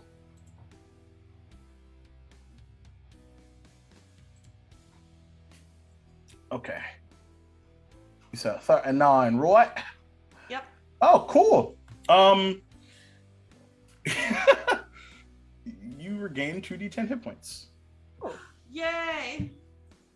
But how many are you at right now? I am down 6. You'll Nice. love to see it. Okay. So you just feel as you're trying to read this aberration's will and understanding, even though this is about as alien as it gets. So you are left with a choice. Do I roll the 2d10? Yeah, sure. Okay, I rolled 5, so I'm still down a hit point. Okay, I'm left with a choice.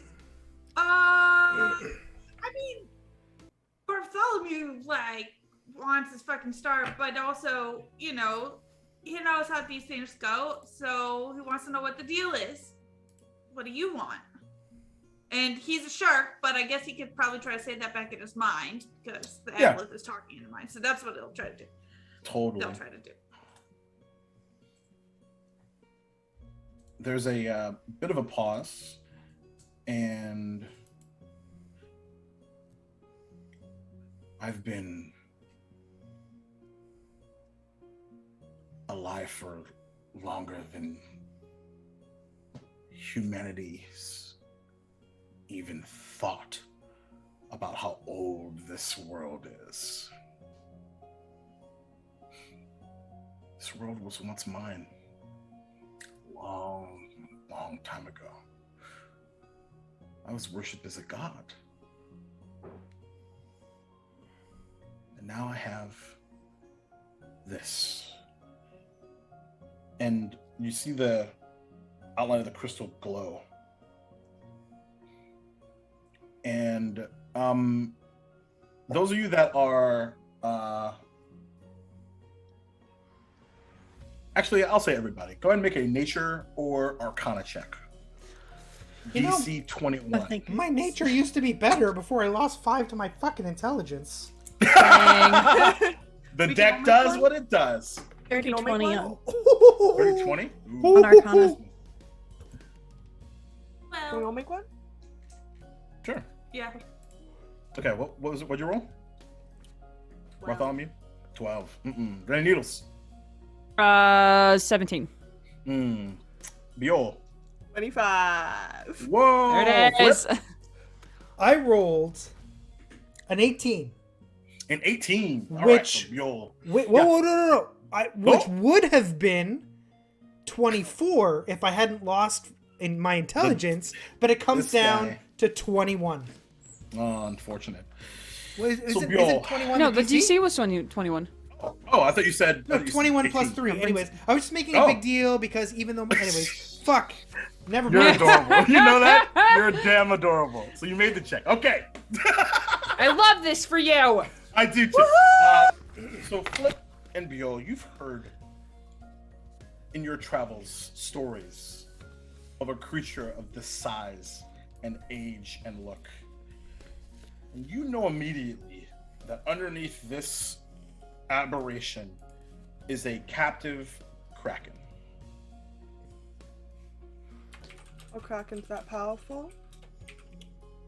You know? And you get the sense as that glow, as you see the glow, and it's like this energy like comes up and into this aboleth.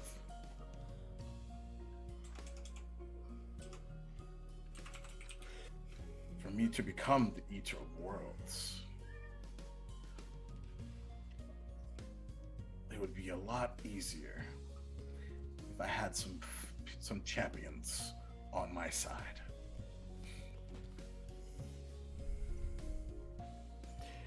Yeah, what happened to the last Eater of Worlds?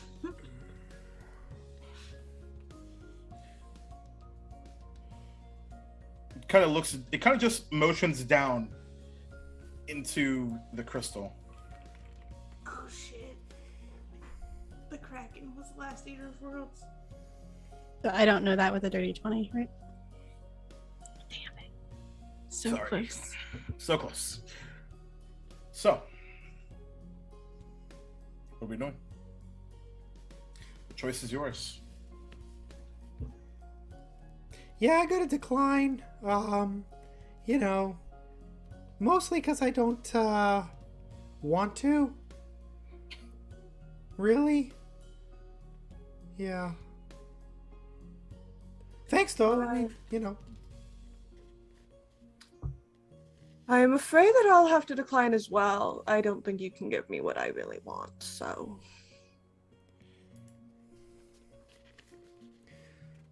What can I say?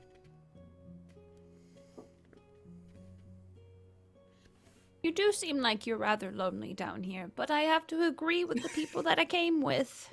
It seems like a very strange thing to offer me. Well, exactly what you tried to offer me.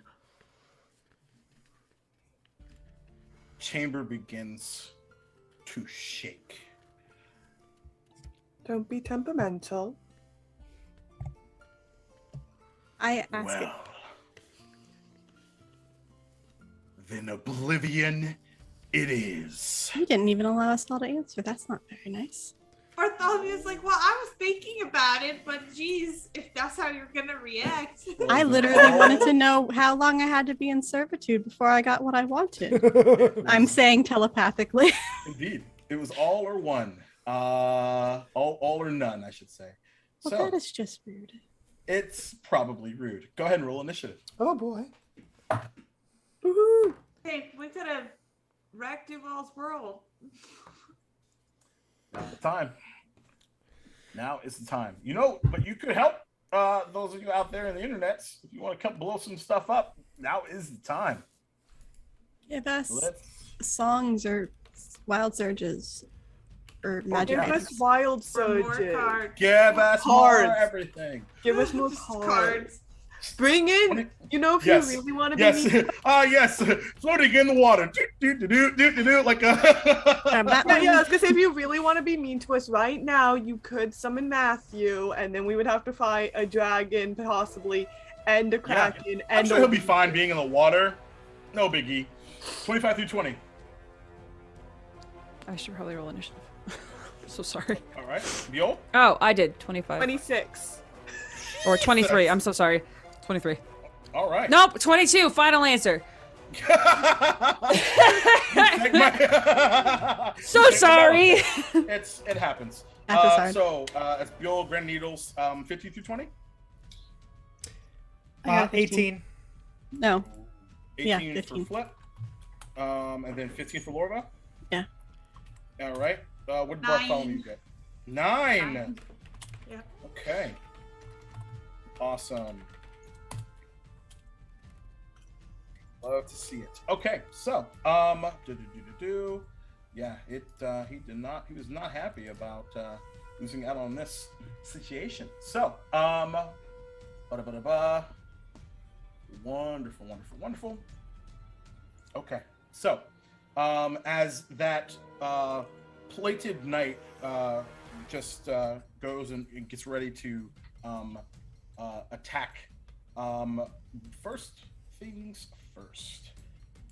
It's and this is he's about 30 feet away from you. Where did my thingy go? So Biol, you're up.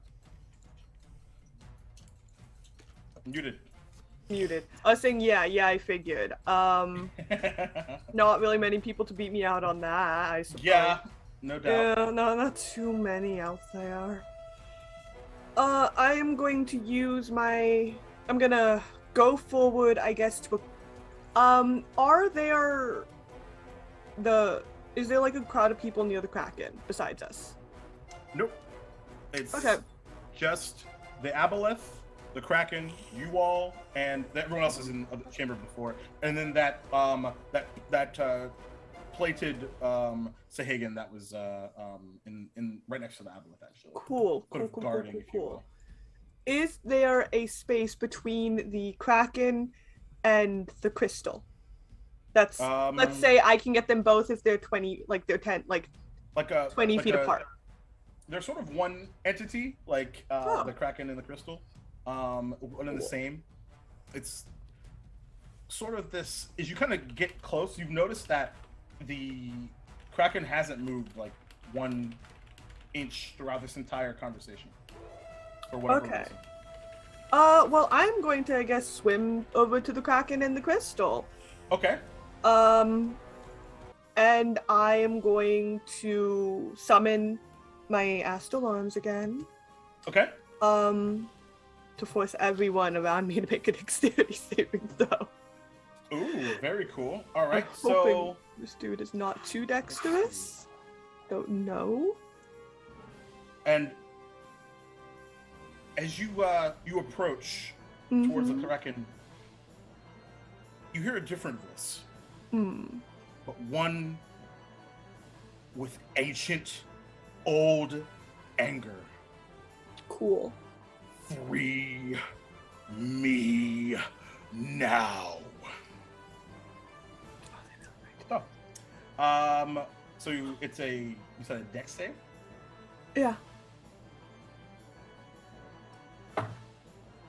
Oh, that's a natural 3 for the Okay. the Aboleth. The Kraken doesn't have the ability to save, so it would fail as well. And the crystal is a crystal, so Yeah. Pretty confident. It would So fail. all the things around me I rolled super bad. Sucks to be me. I rolled 3. So they all take 3 force damage to begin with. Okay. Okay. You got it. All right. So you. Is that? Yeah. So it's a pulse, right?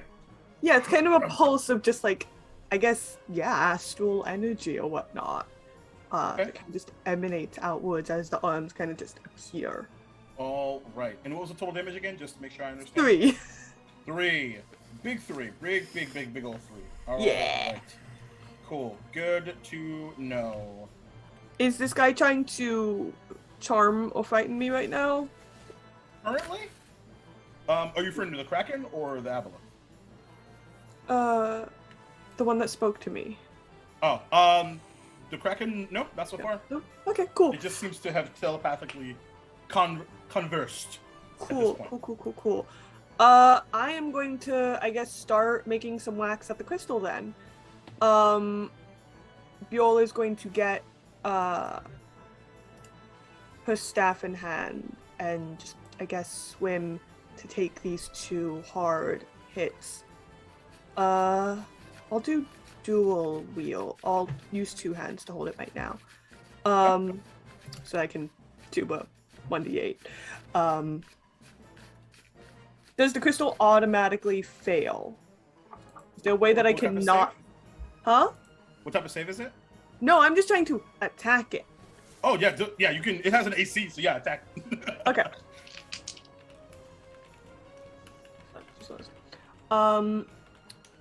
So that is what? 16. No, 18. 18. Sorry, 18. 18 to hit. You strike it and it just pings off. No effect. Okay. Rude. Very rude. Yeah, okay. So I'm going to go and I guess try and hit the... I think there's a good chance I cannot fully hit this thing. So I will go swim to the aboleth, I guess, and hit that. Okay. Yeah, it's not far, so I figure I can just Nope. 10 feet up. reposition. And so that is 24. 24 will hit. 24 will hit. Yay! Okay.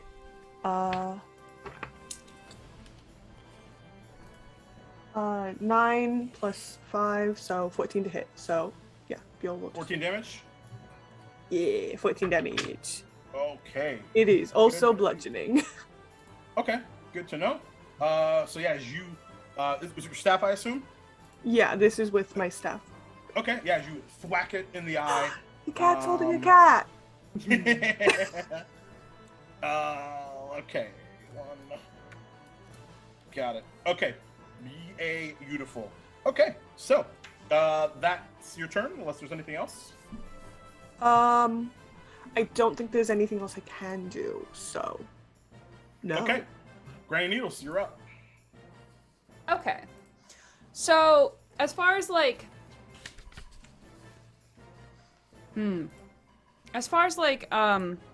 potential combatants are concerned at this moment, we have the aboleth who was like, well, I guess the abyss for you then. And then, is there anything else that is directly looking like it is about to... Yes, You got the plate mail wearing Sahagan that is right next to the aboleth. Okay, so there's specifically just 2? Mm-hmm. Yep. Okay, excellent. That's perfect. I'm going to cast Bane on the 2 of them. If I need to get a little closer, I can. It's a range of 30 feet. Yep, you're right at the edge, so that's totally Okay, fine. excellent. That's a charisma saving throw from both of them, please. Okie dokie. That's a 5 for a 9 on the aboleth. And That's no. I didn't think so. And for this particular gentleman here, let's make sure. 18. That one is going to succeed. Okay. Gotcha. So the aboleth is baned. So that's a negative D4 on attacks and things. Yes. So, all right, that's your action. Anything else? Yes, as a bonus action, I would like to I can't cast, just kidding. I did a spell already. So, as a bonus action, I'm going to,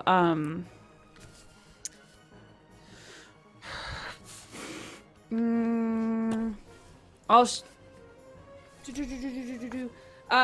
shadow step to the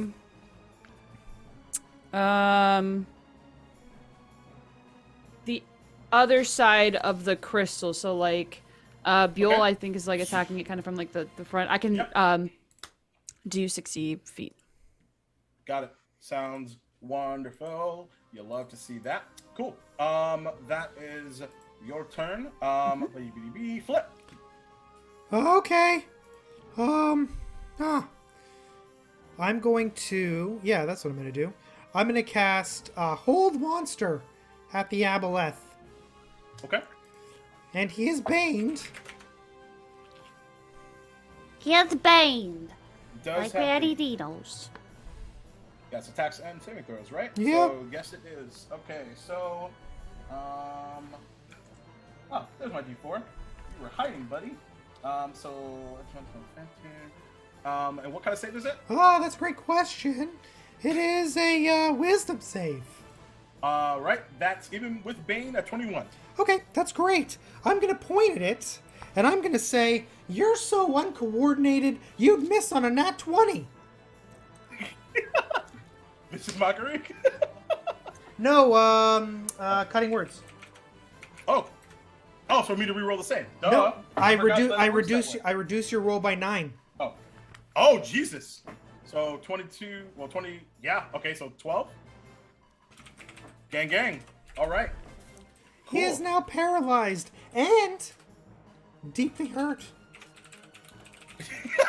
Deeply upset. Yeah, absolutely. As it is just maneuvering around this crystal, siphoning whatever that connection is from the Kraken, and as it just freezes in place. How long does that paralyzation last?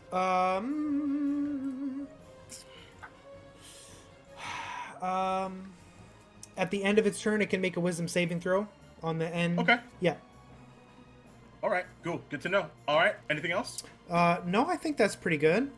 Yeah, I agree. Lorva. Lorva is going to look at the creature and just say, you know, you missed out on a wonderful opportunity to have me as an ally, but your loss. And I will just lift up my arm, and the arm will start showing like glowing blue dragon scales as I cast Summon Draconic Spirit. Yeah! What does that look like? Show me. So as the scales go down her arm and completely cover it, and her hands temporarily turn to claws, a spirit of a chromatic, blue's chromatic, right? Yeah. Yep. A chromatic dragon spirit will appear. It manifests in an unoccupied space, so I have this gigantic creature appear right next to the crystal. Okay. And it gets to go right after my turn. It's Okay. ally to me and my companions, shares my initiative count, and I will just tell it, break the crystal. All right. Cool. That's your action. Anything else? I don't where you have are? any bonus actions really. All right. Staying where you are, 30 feet away from the crystal. I don't know how far we would have been when we swam in. 30 feet. Okay. Yeah, that's what. Yeah. So I'll swim. You can back up if you want. Yes. I'll back up like 10 feet. Just Okay, in cool. case. Any more would probably be outside of the chamber, or into the kind of back up as well. But no problem. It's loosey goosey. You know, no big deal. Cool. Oh, I forgot to change that up. So anything else? Yeah, my dragon gets to go now. Right, that's right. So I Remember do this, I get forgot. resistance of, I get one of its resistances. I'm going to go with cold. Okay. Seems most useful right now. I don't know why. And it will multi-attack, equal to half the spell's level rounded down. So I cast it at level 5, so it's 2. And it gets to Okay. use its breath weapon. Okay. I love that. So a D.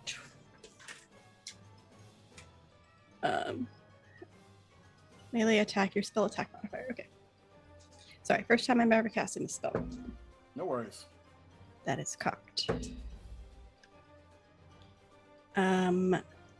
That is a 12 to hit the crystal. 12. Ooh, yeah. 12 to hit? Yeah. Nah, not I gonna rolled a do 2. it. Pings right off. Okay, second attack. That's a 23. 23 will hit. It takes 12 piercing damage as it rends, and then it's going to use it's going to aim the breath weapon. It's a 30-foot cone to hit the crystal in You hit the all three amulet. if you want to. Yeah, all 3. Okay, perfect. So that'll be Dex saving. dexterity saving throw, DC 17. To the surprise of no one, the crystal will automatically fail, and the aboleth is paralyzed, so it will also automatically fail. So I'm only rolling for the Sagan, which looks like it fails. Yeah, 7. I think that's fine. I'm gonna do 7 lightning damage to them. Okie dokie. Oh, Oh yeah, cool. You'll love to see that. All right. and that's it. So, and you all see the outline of the crystal begin to have a small crack in it that just kind of travels up. And you just hear, no. Coming from the aboleth in your minds, even though it is paralyzed. Which I know typically says you can't speak, but telepathy is rare. I responded. I just respond telepathically. You should have let one of us listen, but no, you had to be all or nothing.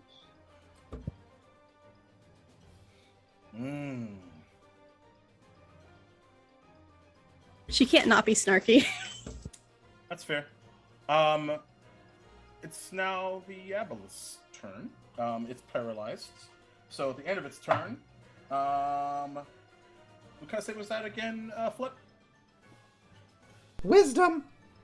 Wisdom. Oh, and it's Bane still, right?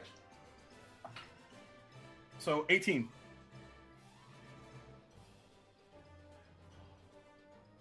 You're muted, I think. Still? Oh, sorry. you go. Hopefully somebody hit it while it was paralyzed, but no, that is success. Okay. Cool. So, but that's its turn, so it can't do anything. Yeah, currently. that's its turn. Cool. And the Sahagan draws. It's actually a great sword. I misspoke earlier. And it's going to 2 swings at Bjorn. For a 12 to hit. It doesn't hit. And a dirty 20, which neither of those hit. No, Yeah, so nothing hits. swings and just cannot make purchase.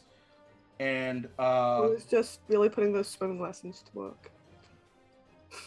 and Lorva, you hear, actually all of you hear, you are formidable. I am open to renegotiations. It's too late. You already showed that you're a backstabbing asshole. Offer a better deal. Fair enough. And actually, because I forgot to do this earlier. Well, actually, it's actually the end of his turn, so we'll wait on that. Bartholomew, you are up. I would like to cast Polymorph on the You're really low. Aboleth. You're I really would low. like to cast Polymorph on the Aboleth. I love that. Can I use my advantage now to give him disadvantage with this Bane? What happened? What is it? Tell me. I rolled a natural 20, Ooh. and I'll go ahead and take your advantage away and re-roll it. Okay. It's is that wisdom or charisma? I never remember. It's wisdom. Wisdom. So hold on, and it's Bane. So that's an 11. What are you turning it into? Yes, he's a clownfish. He's a So, and you just hear no as it fails to negotiate, and then just Yeah, Bartholomew is dropping their reef shark form as the bonus action, sure. and then cast polymorph. And there's just a tiny little It's orange just this little tiny, clownfish. this little tiny clownfish. And I'm like, catch it. And yeah, so I'd argue it loses it's just unsure of itself, It just doesn't floating know in the. what the fuck's And happening. you see the Sahagan with the just like a puzzled frown. That's really interesting. All right, so that's your action. Yep. I'm gonna frantically swim towards it and say, catch it, get it out of the water. Interesting. Polymorph lasts for a minute, right? Hour.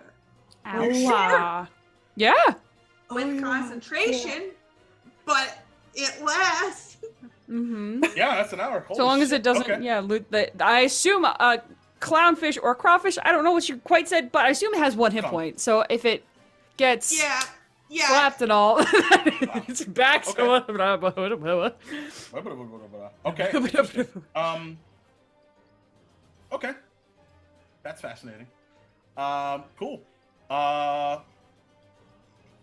Yeah, as it sort of floats sorry, up into the Duval, water. you tell us. It's like I was assuming based on how the conversation was going that we generally know what an aboleth is.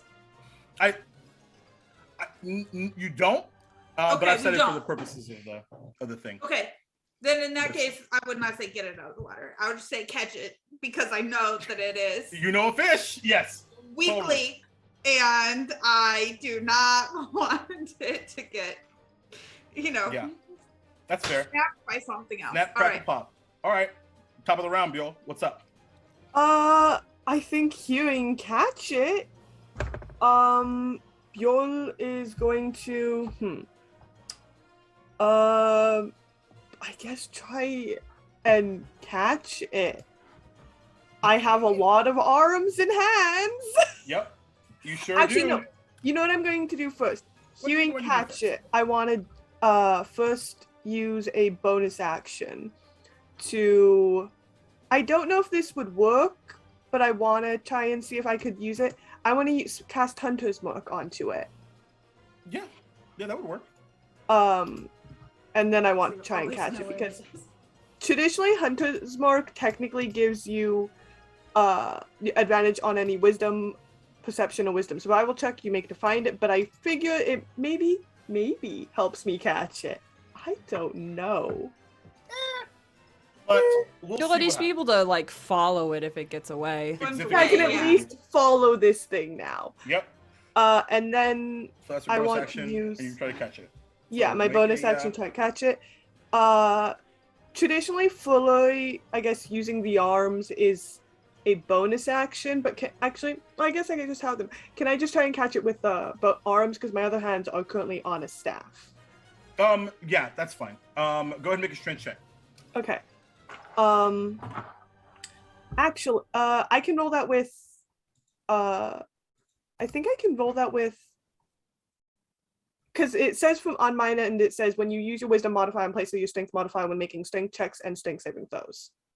So could I use my wisdom? Yeah, totally. Yeah, do it. Go for it. Okay. I'm gonna check how high I roll first off, and then I might choose to use my advantage because I think I still have one. That's Ability saving throws. What's my wisdom? No, I'll take it. 21. I rolled a 0. Oh. I use the Quipper stats.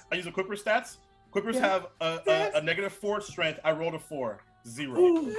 Ooh, you really. reach out and grab Yeah. the cloudfish. I got it. Okay. What do I do with it? Do I eat it? No, don't hurt it, because then the amulet will come back. But actually, I don't know what to do with it now that I don't know. Put it in a bag or something. You're at a carnival. Just pretend it's not there. Just out of sight, out of Do I mind. have a bag? I mean, I have a bottle of wine. Can it fit in there? I also have a water skin. Can I put it in my water skin or bottle of wine? Can I put it in the bottle of wine? Certainly try. You can get fish drunk, right? We put an aboleth in a bottle of wine. Yeah. I think We you'll go back to just try and put it in, I guess, my bottle of wine. Okay. I'll say it's part of the grapple, and you just fluff it in. I got it. Okay. This was not on my. This is how this one shot will end bucket list. We have an aboleth and a bottle of wine, everyone. So, I'm gonna going. go ahead. Yeah, go ahead. Actually, Yeah. would I know would Bjorn know what an aboleth is and how to hit? No? Okay. Mm-mm. Not even with the beautiful earlier roll I had. I've never been in this situation before, so I don't know what to do. Maybe we should just go back to the ship and figure it out there. Did we break the crystal? Did I miss that? The crystal has a crack in it, but you've not broken it. I'm going to ask the Kraken if I can. What's your offer if we break you out? Like, we're going to, but I just really am interested to know. That is a good question. That ancient anger almost overwhelms you. It's so alien. It's something you do not understand. What is a legendary item that Lorver would want? Oh, jeez. I don't know legendary items off the top of my head. Also, you got quieter again.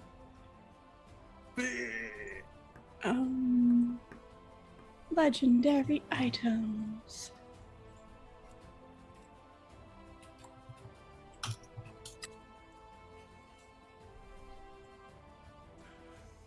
And all of you as well begin to think about this, because that is what appears in your minds. There is no taunting, negotiation. There's just this desire and know-how that this item will be yours. Staff of the Magi. I was gonna go with 3 wishes, but I'm like, nah. My world is already breaking. Let's just go one further, eh? 2 times I mean, further. for Bjorn, it maybe would be 3 wishes, because Bjorn's wish is something I don't think an item can give her, unless it's wishes. Oh, my item won't give it to me, but my personality can. Okay. Yeah, I would think that for Bjorn it would probably be something that gives her even just 1 wish would work. She just because what she has only 1 wish, so she's like, I just want this one thing, please give it. So Duval, we're thinking of an item, a legendary item that we could get for helping this thing out. Yep. Where's my DMG? Damn it. So for the sake of time, because we're out of it, here's what's going to happen. So is the plan to break the Kraken out of the gym? It is now. Okay. So, So I'm going to denouement this a little bit. So eventually, with your collection of powers, you eventually tear away this this large gem, and as it shatters and then just floats to the ceiling floor, or floats to the ceiling floor. That's not the same. Anyway, the ceiling. You get the idea. Jesus. I've been DMing for 4 hours. What do you want me to do? So you, and this one globule eye just like stares into you, and like you feel like you're about, like, you know, like when the throw up is like right here, like that's where you're at right now. First things first, I need everyone to make a wisdom saving throw. Why does it have to be wisdom? Is it against a charm? Or No. something? Okay. 28. Oh shit! Jesus. I Okay. rolled a Anybody 19. wanna- Calm down. Anybody want to donate $10 to give me advantage? I rolled 17. 21. Oh wait, I still have my advantage. Haha, I'm gonna use it. Hey. I didn't roll much better. I rolled exactly one better. So, wait, what's 14? 14. All right. That's a failure. Lorva, you succeeded. Granny, No, 17. I did not succeed. 17. Fail. Bartholomew, 28. 28. That's right. Sorry. Lorva. Flip. Orva got 21. a 4. Ooh, fail. So all of you, Oh, 15 actually. This So I didn't realize ancient- the wisdom save.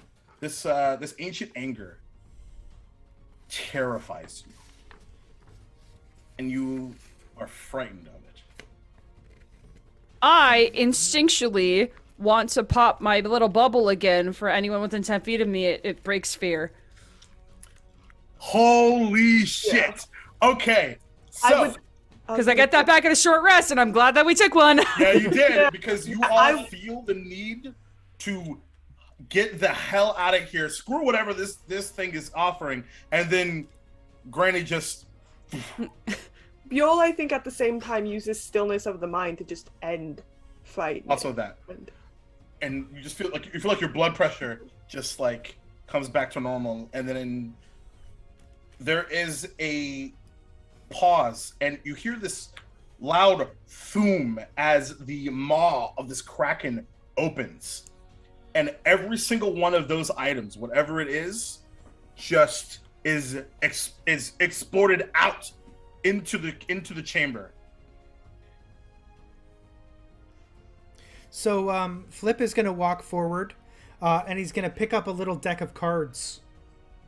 He's going to say, "You fucked me once. Now I'm taking it back." Oh my god. Get back! Oh my god. Use the And- mage hand to catch the staff. Perfect. And this large kraken descends and into this. There's a small outline in the back of the chamber. There's a small hole into the ocean. You all hear in your minds, "I'll remember this. You won't." Not that you won't remember. Sorry. Oh. Yeah, I saw Maria panic, and I'm like, ah. Ah. When the time comes, you and your brethren will be safe. For what I Call have out. What? in store. You're soft again. We'll be safe from whatever they have in store. Yep. Yeah, I'll cool. call out. Would you like to pull a card before you leave? And that's where we're gonna end my tonight's Right, game. okay, so a bunch. couple things. One, we did get a donation for a song. I have now written it. So Oh, yeah. Before we go, Perfect. we're gonna do that. Celine Yeah. is gonna come on. She's gonna wrap up the day. We hit $1,000, which is incredible. Thank you everybody who Amazing. donated. We raised about $350 in this game. So this is the song. Yes. And Go for it. All right, here we go. If you want my kingdom, you better think again. If you wanna grab my cash, work harder then. My int might be 9, wisdom's 14. Give your head a shake and I won't eat your spleen.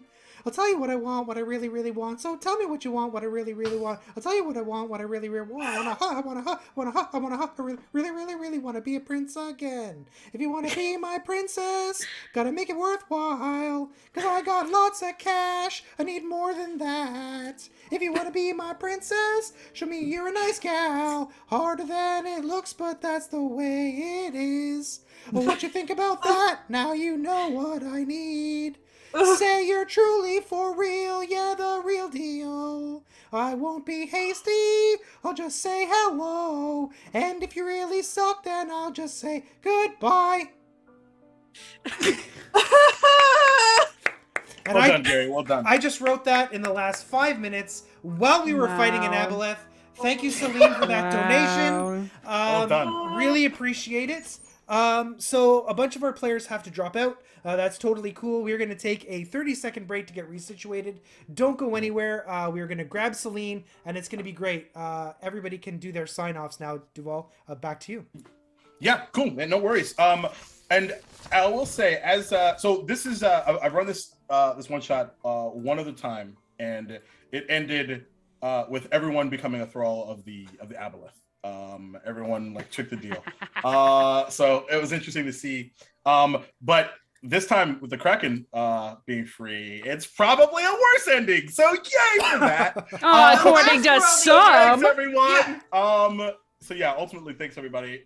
So as we sort of end tonight, as we go into our outros, I would love to know one, what you do with Clownfish Aboleth. You have exactly 1 hour to figure out what that's going to be, and then sort of what happens to your character next. I have an idea about this Clownfish. All right, so Aboleth. Bartholomew, you're up first. Go for it. Okay, my idea is Bartholomew has distort value, and you know how like some places have like snake wine and stuff? Aboleth wine. I think we should try to sell Jesus Christ. That is so much worse. I think that I think Bjol would, hearing that, kind of go, better idea.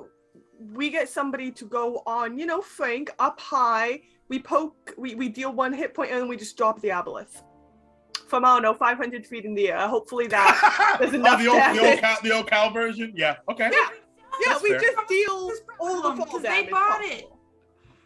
Well, you do have a griffin, so. Griffins can fly high. I think you can deal quite a bit of damage. Like, I don't know. Yeah, 500. You can go to 1,000. high, and then we shoot the bottle, and then the aboleth's gonna tumble. In theory, I don't know. Anyways.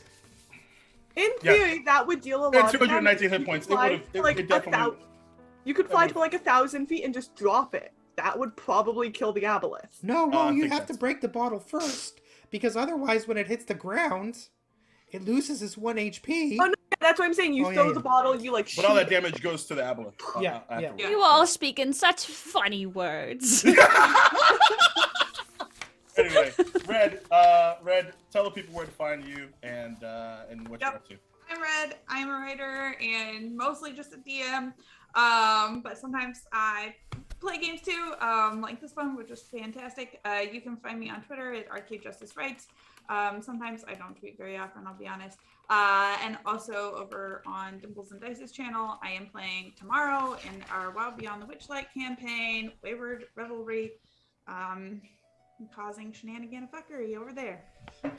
Wait, can we swear? I'm sorry. I didn't. We're swearing the whole night, right? Yeah. Hey, it's been for a while. Let's find out. I'm like, That's amazing. But I didn't. That's amazing. I've dropped the F-bomb like 7 times. If we can't swear, In I'm a row. trouble. Yo, Uh-oh. no joke. When I was If watching, we when I was can't watching swear, Diana's, then I'm always in trouble. when I was watching Diana's game, I was like, she dropped like 3 F-bombs, and I was like, yes. Great. Yeah. Thank you, Red. Maria. Me, hi, hello. Are we what are we doing with what our characters are doing after this? Is that what we're asking? Oh yeah. I forgot about that too. Sorry. Yes. Well, Bartholomew's going to go make a profit off of this freaking aboleth before they kill it, right? Yeah, that's true. We sell it to someone, and then we're like, "Oh, you have an aboleth problem? We can handle that for you. That'll be another 500 gold." You're a new business owner. Yeah. There you go.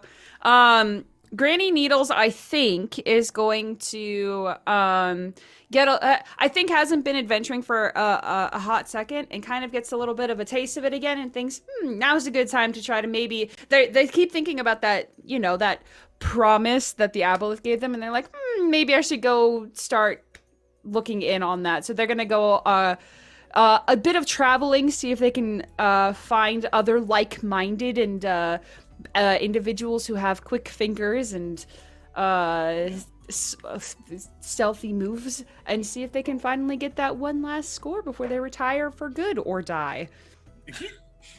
Yes, there are plenty of options both in the Kingdom of Dubai and the Commonwealth of Lorbra. Many cities and many people with you hear about the Clay Nassau Baker conglomerate that has a lead thieves guild. It is. Oh, and CBC. Interesting. Maybe she'll end up over there, Yeah, at least for a everything little will bit of fun. time. You can find me on the internet at Happy Capster. I am a variety streamer here on Twitch, as well as a TTRPG performer and content creator on various channels such as Waffles Maple Syrup and Only Play Wizards. I'm also a co-founder of Goblin Society Games, which is a TTRPG company that is making TTRPG content. Besides all that, I'm also a freelance digital artist. You can commission me for like emotes and overlays and all that sort of fun, fancy stuff. That's me. Yay! Yay. Well done. Theda, where are you found and what's happening with Bjorn? Yeah, Bjorn, I think, uses up the first...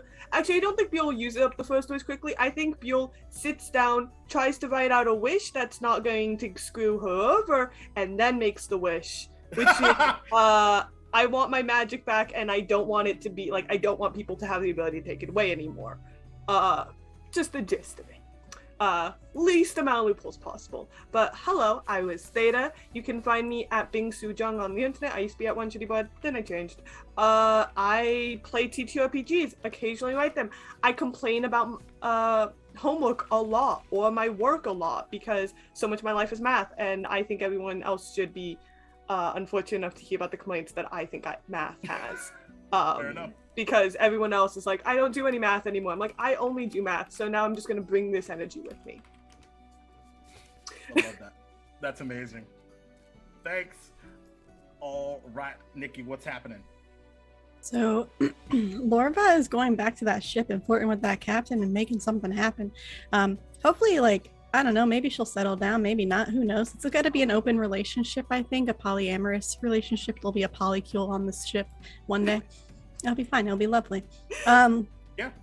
And she'll have all those people He would be open to that. But did you bring the gold back? I brought as much as I possibly could. Okay. That's the one thing he would start the conversation with, and then ask you out on a date, and then... I'm sure somebody here has something to carry it. I have a dragon spirit. Maybe he can help me carry it. I don't know. Yeah, sure. Why not? But you can find me at Beholder to No One on Twitter, and in the I'm a professional DM. I'm a podcaster for Beholder to No One, and I'm a streamer. You can find me on 2000 Tales on Friday at 9 p.m. Eastern. That's moving to YouTube though, so I don't know what that URL is. So just look up 2000 Tales on YouTube. And we are starting a Teens in Space game next Friday. We just finished season 2 of our Monster of the Week campaign, which was fantastic and insane. And then starting on the 20th, I will be in a Shadowrun campaign in season 2 of Spring of the Fireflies on Weave the Tale as Paladin, the Street Sam with a Heart of Gold. And on Saturdays, also on Weave the Tale, I'll be running a game of Necrobiotic, which is a necromantic punk style post-apocalyptic game, which is a lot of fun. So check me on all those places. Yeah, very cool. Thanks. Gary, on the ones and twos. Hi. I'm Gary. You can find me online at Fortner, DOTCOM, just like my Twitch name. I am a TTRP producer, performer, variety streamer, and I do a whole bunch of other things. You can see me on Monday nights on Mini Terrain Domain over on the Scribes and Scrolls campaign. I am the creative director for Dreadful Tales, which is a 2 Dungeon Master, 10-player, 4-arc, 2 concurrent finale show we are running on fortnerd.com every Tuesday at 8:30. Wednesdays, you can see me, or Thursdays, CPI, or Cyberpunk Independence podcast comes out. Friday nights, I stream Phasmophobia. Sunday nights, Talon and Claw, Sea of Thieves at 9 o'clock. Very nice. And what happens to Flip? Oh, what happens to Flip? Oh, that's great. Well, now that he's a legend, he uses that cachet everywhere he goes. And he realizes now that armor is pointless, and so he really only walks around in a Speedo and cape of billowing. And now that he has a deck of many things, he realizes that life is good. And maybe it's not so bad to be a human after all. No, that's saying it's dirty. He hates it. Never mind. Outstanding. Oh my goodness. Well, I have a cracking adventure to write. But in the meantime, I'm Jacob Blick, Duval King Jacob on the internets. I am the Dungeon Master for a little show called Duval and Dragons over on twitch.tv/Somatic Games, 7:30 p.m. Eastern time. Not this Sunday. It's the next Sunday, because this Sunday, because I'm there every Sunday, Dragonlance Dragons of Rebirth, where we play a ridiculous Dragonlance adventure of shenanigans and awesomeness and draganigans, actually, is what we call it. But my home on the internet is the Amphitheater channel that I co-founded, where you can find Eulalia 5e, a Redwall story, on Tuesday nights, 8 p.m. Eastern time, and on twitch.tv/the Amphitheater. I play video games on Wednesdays, Duval's Gaming Journey, same time, 8 p.m. Eastern time. And then with Maria, Outcast and Outclassed, every other Thursday over on Waffles Maple Syrup. It is a lot of, I play only emotional damage games, apparently, because I almost cry a lot and I laugh a lot. So there's a good balance. But yeah, thank you all for having all of us. It was wonderful.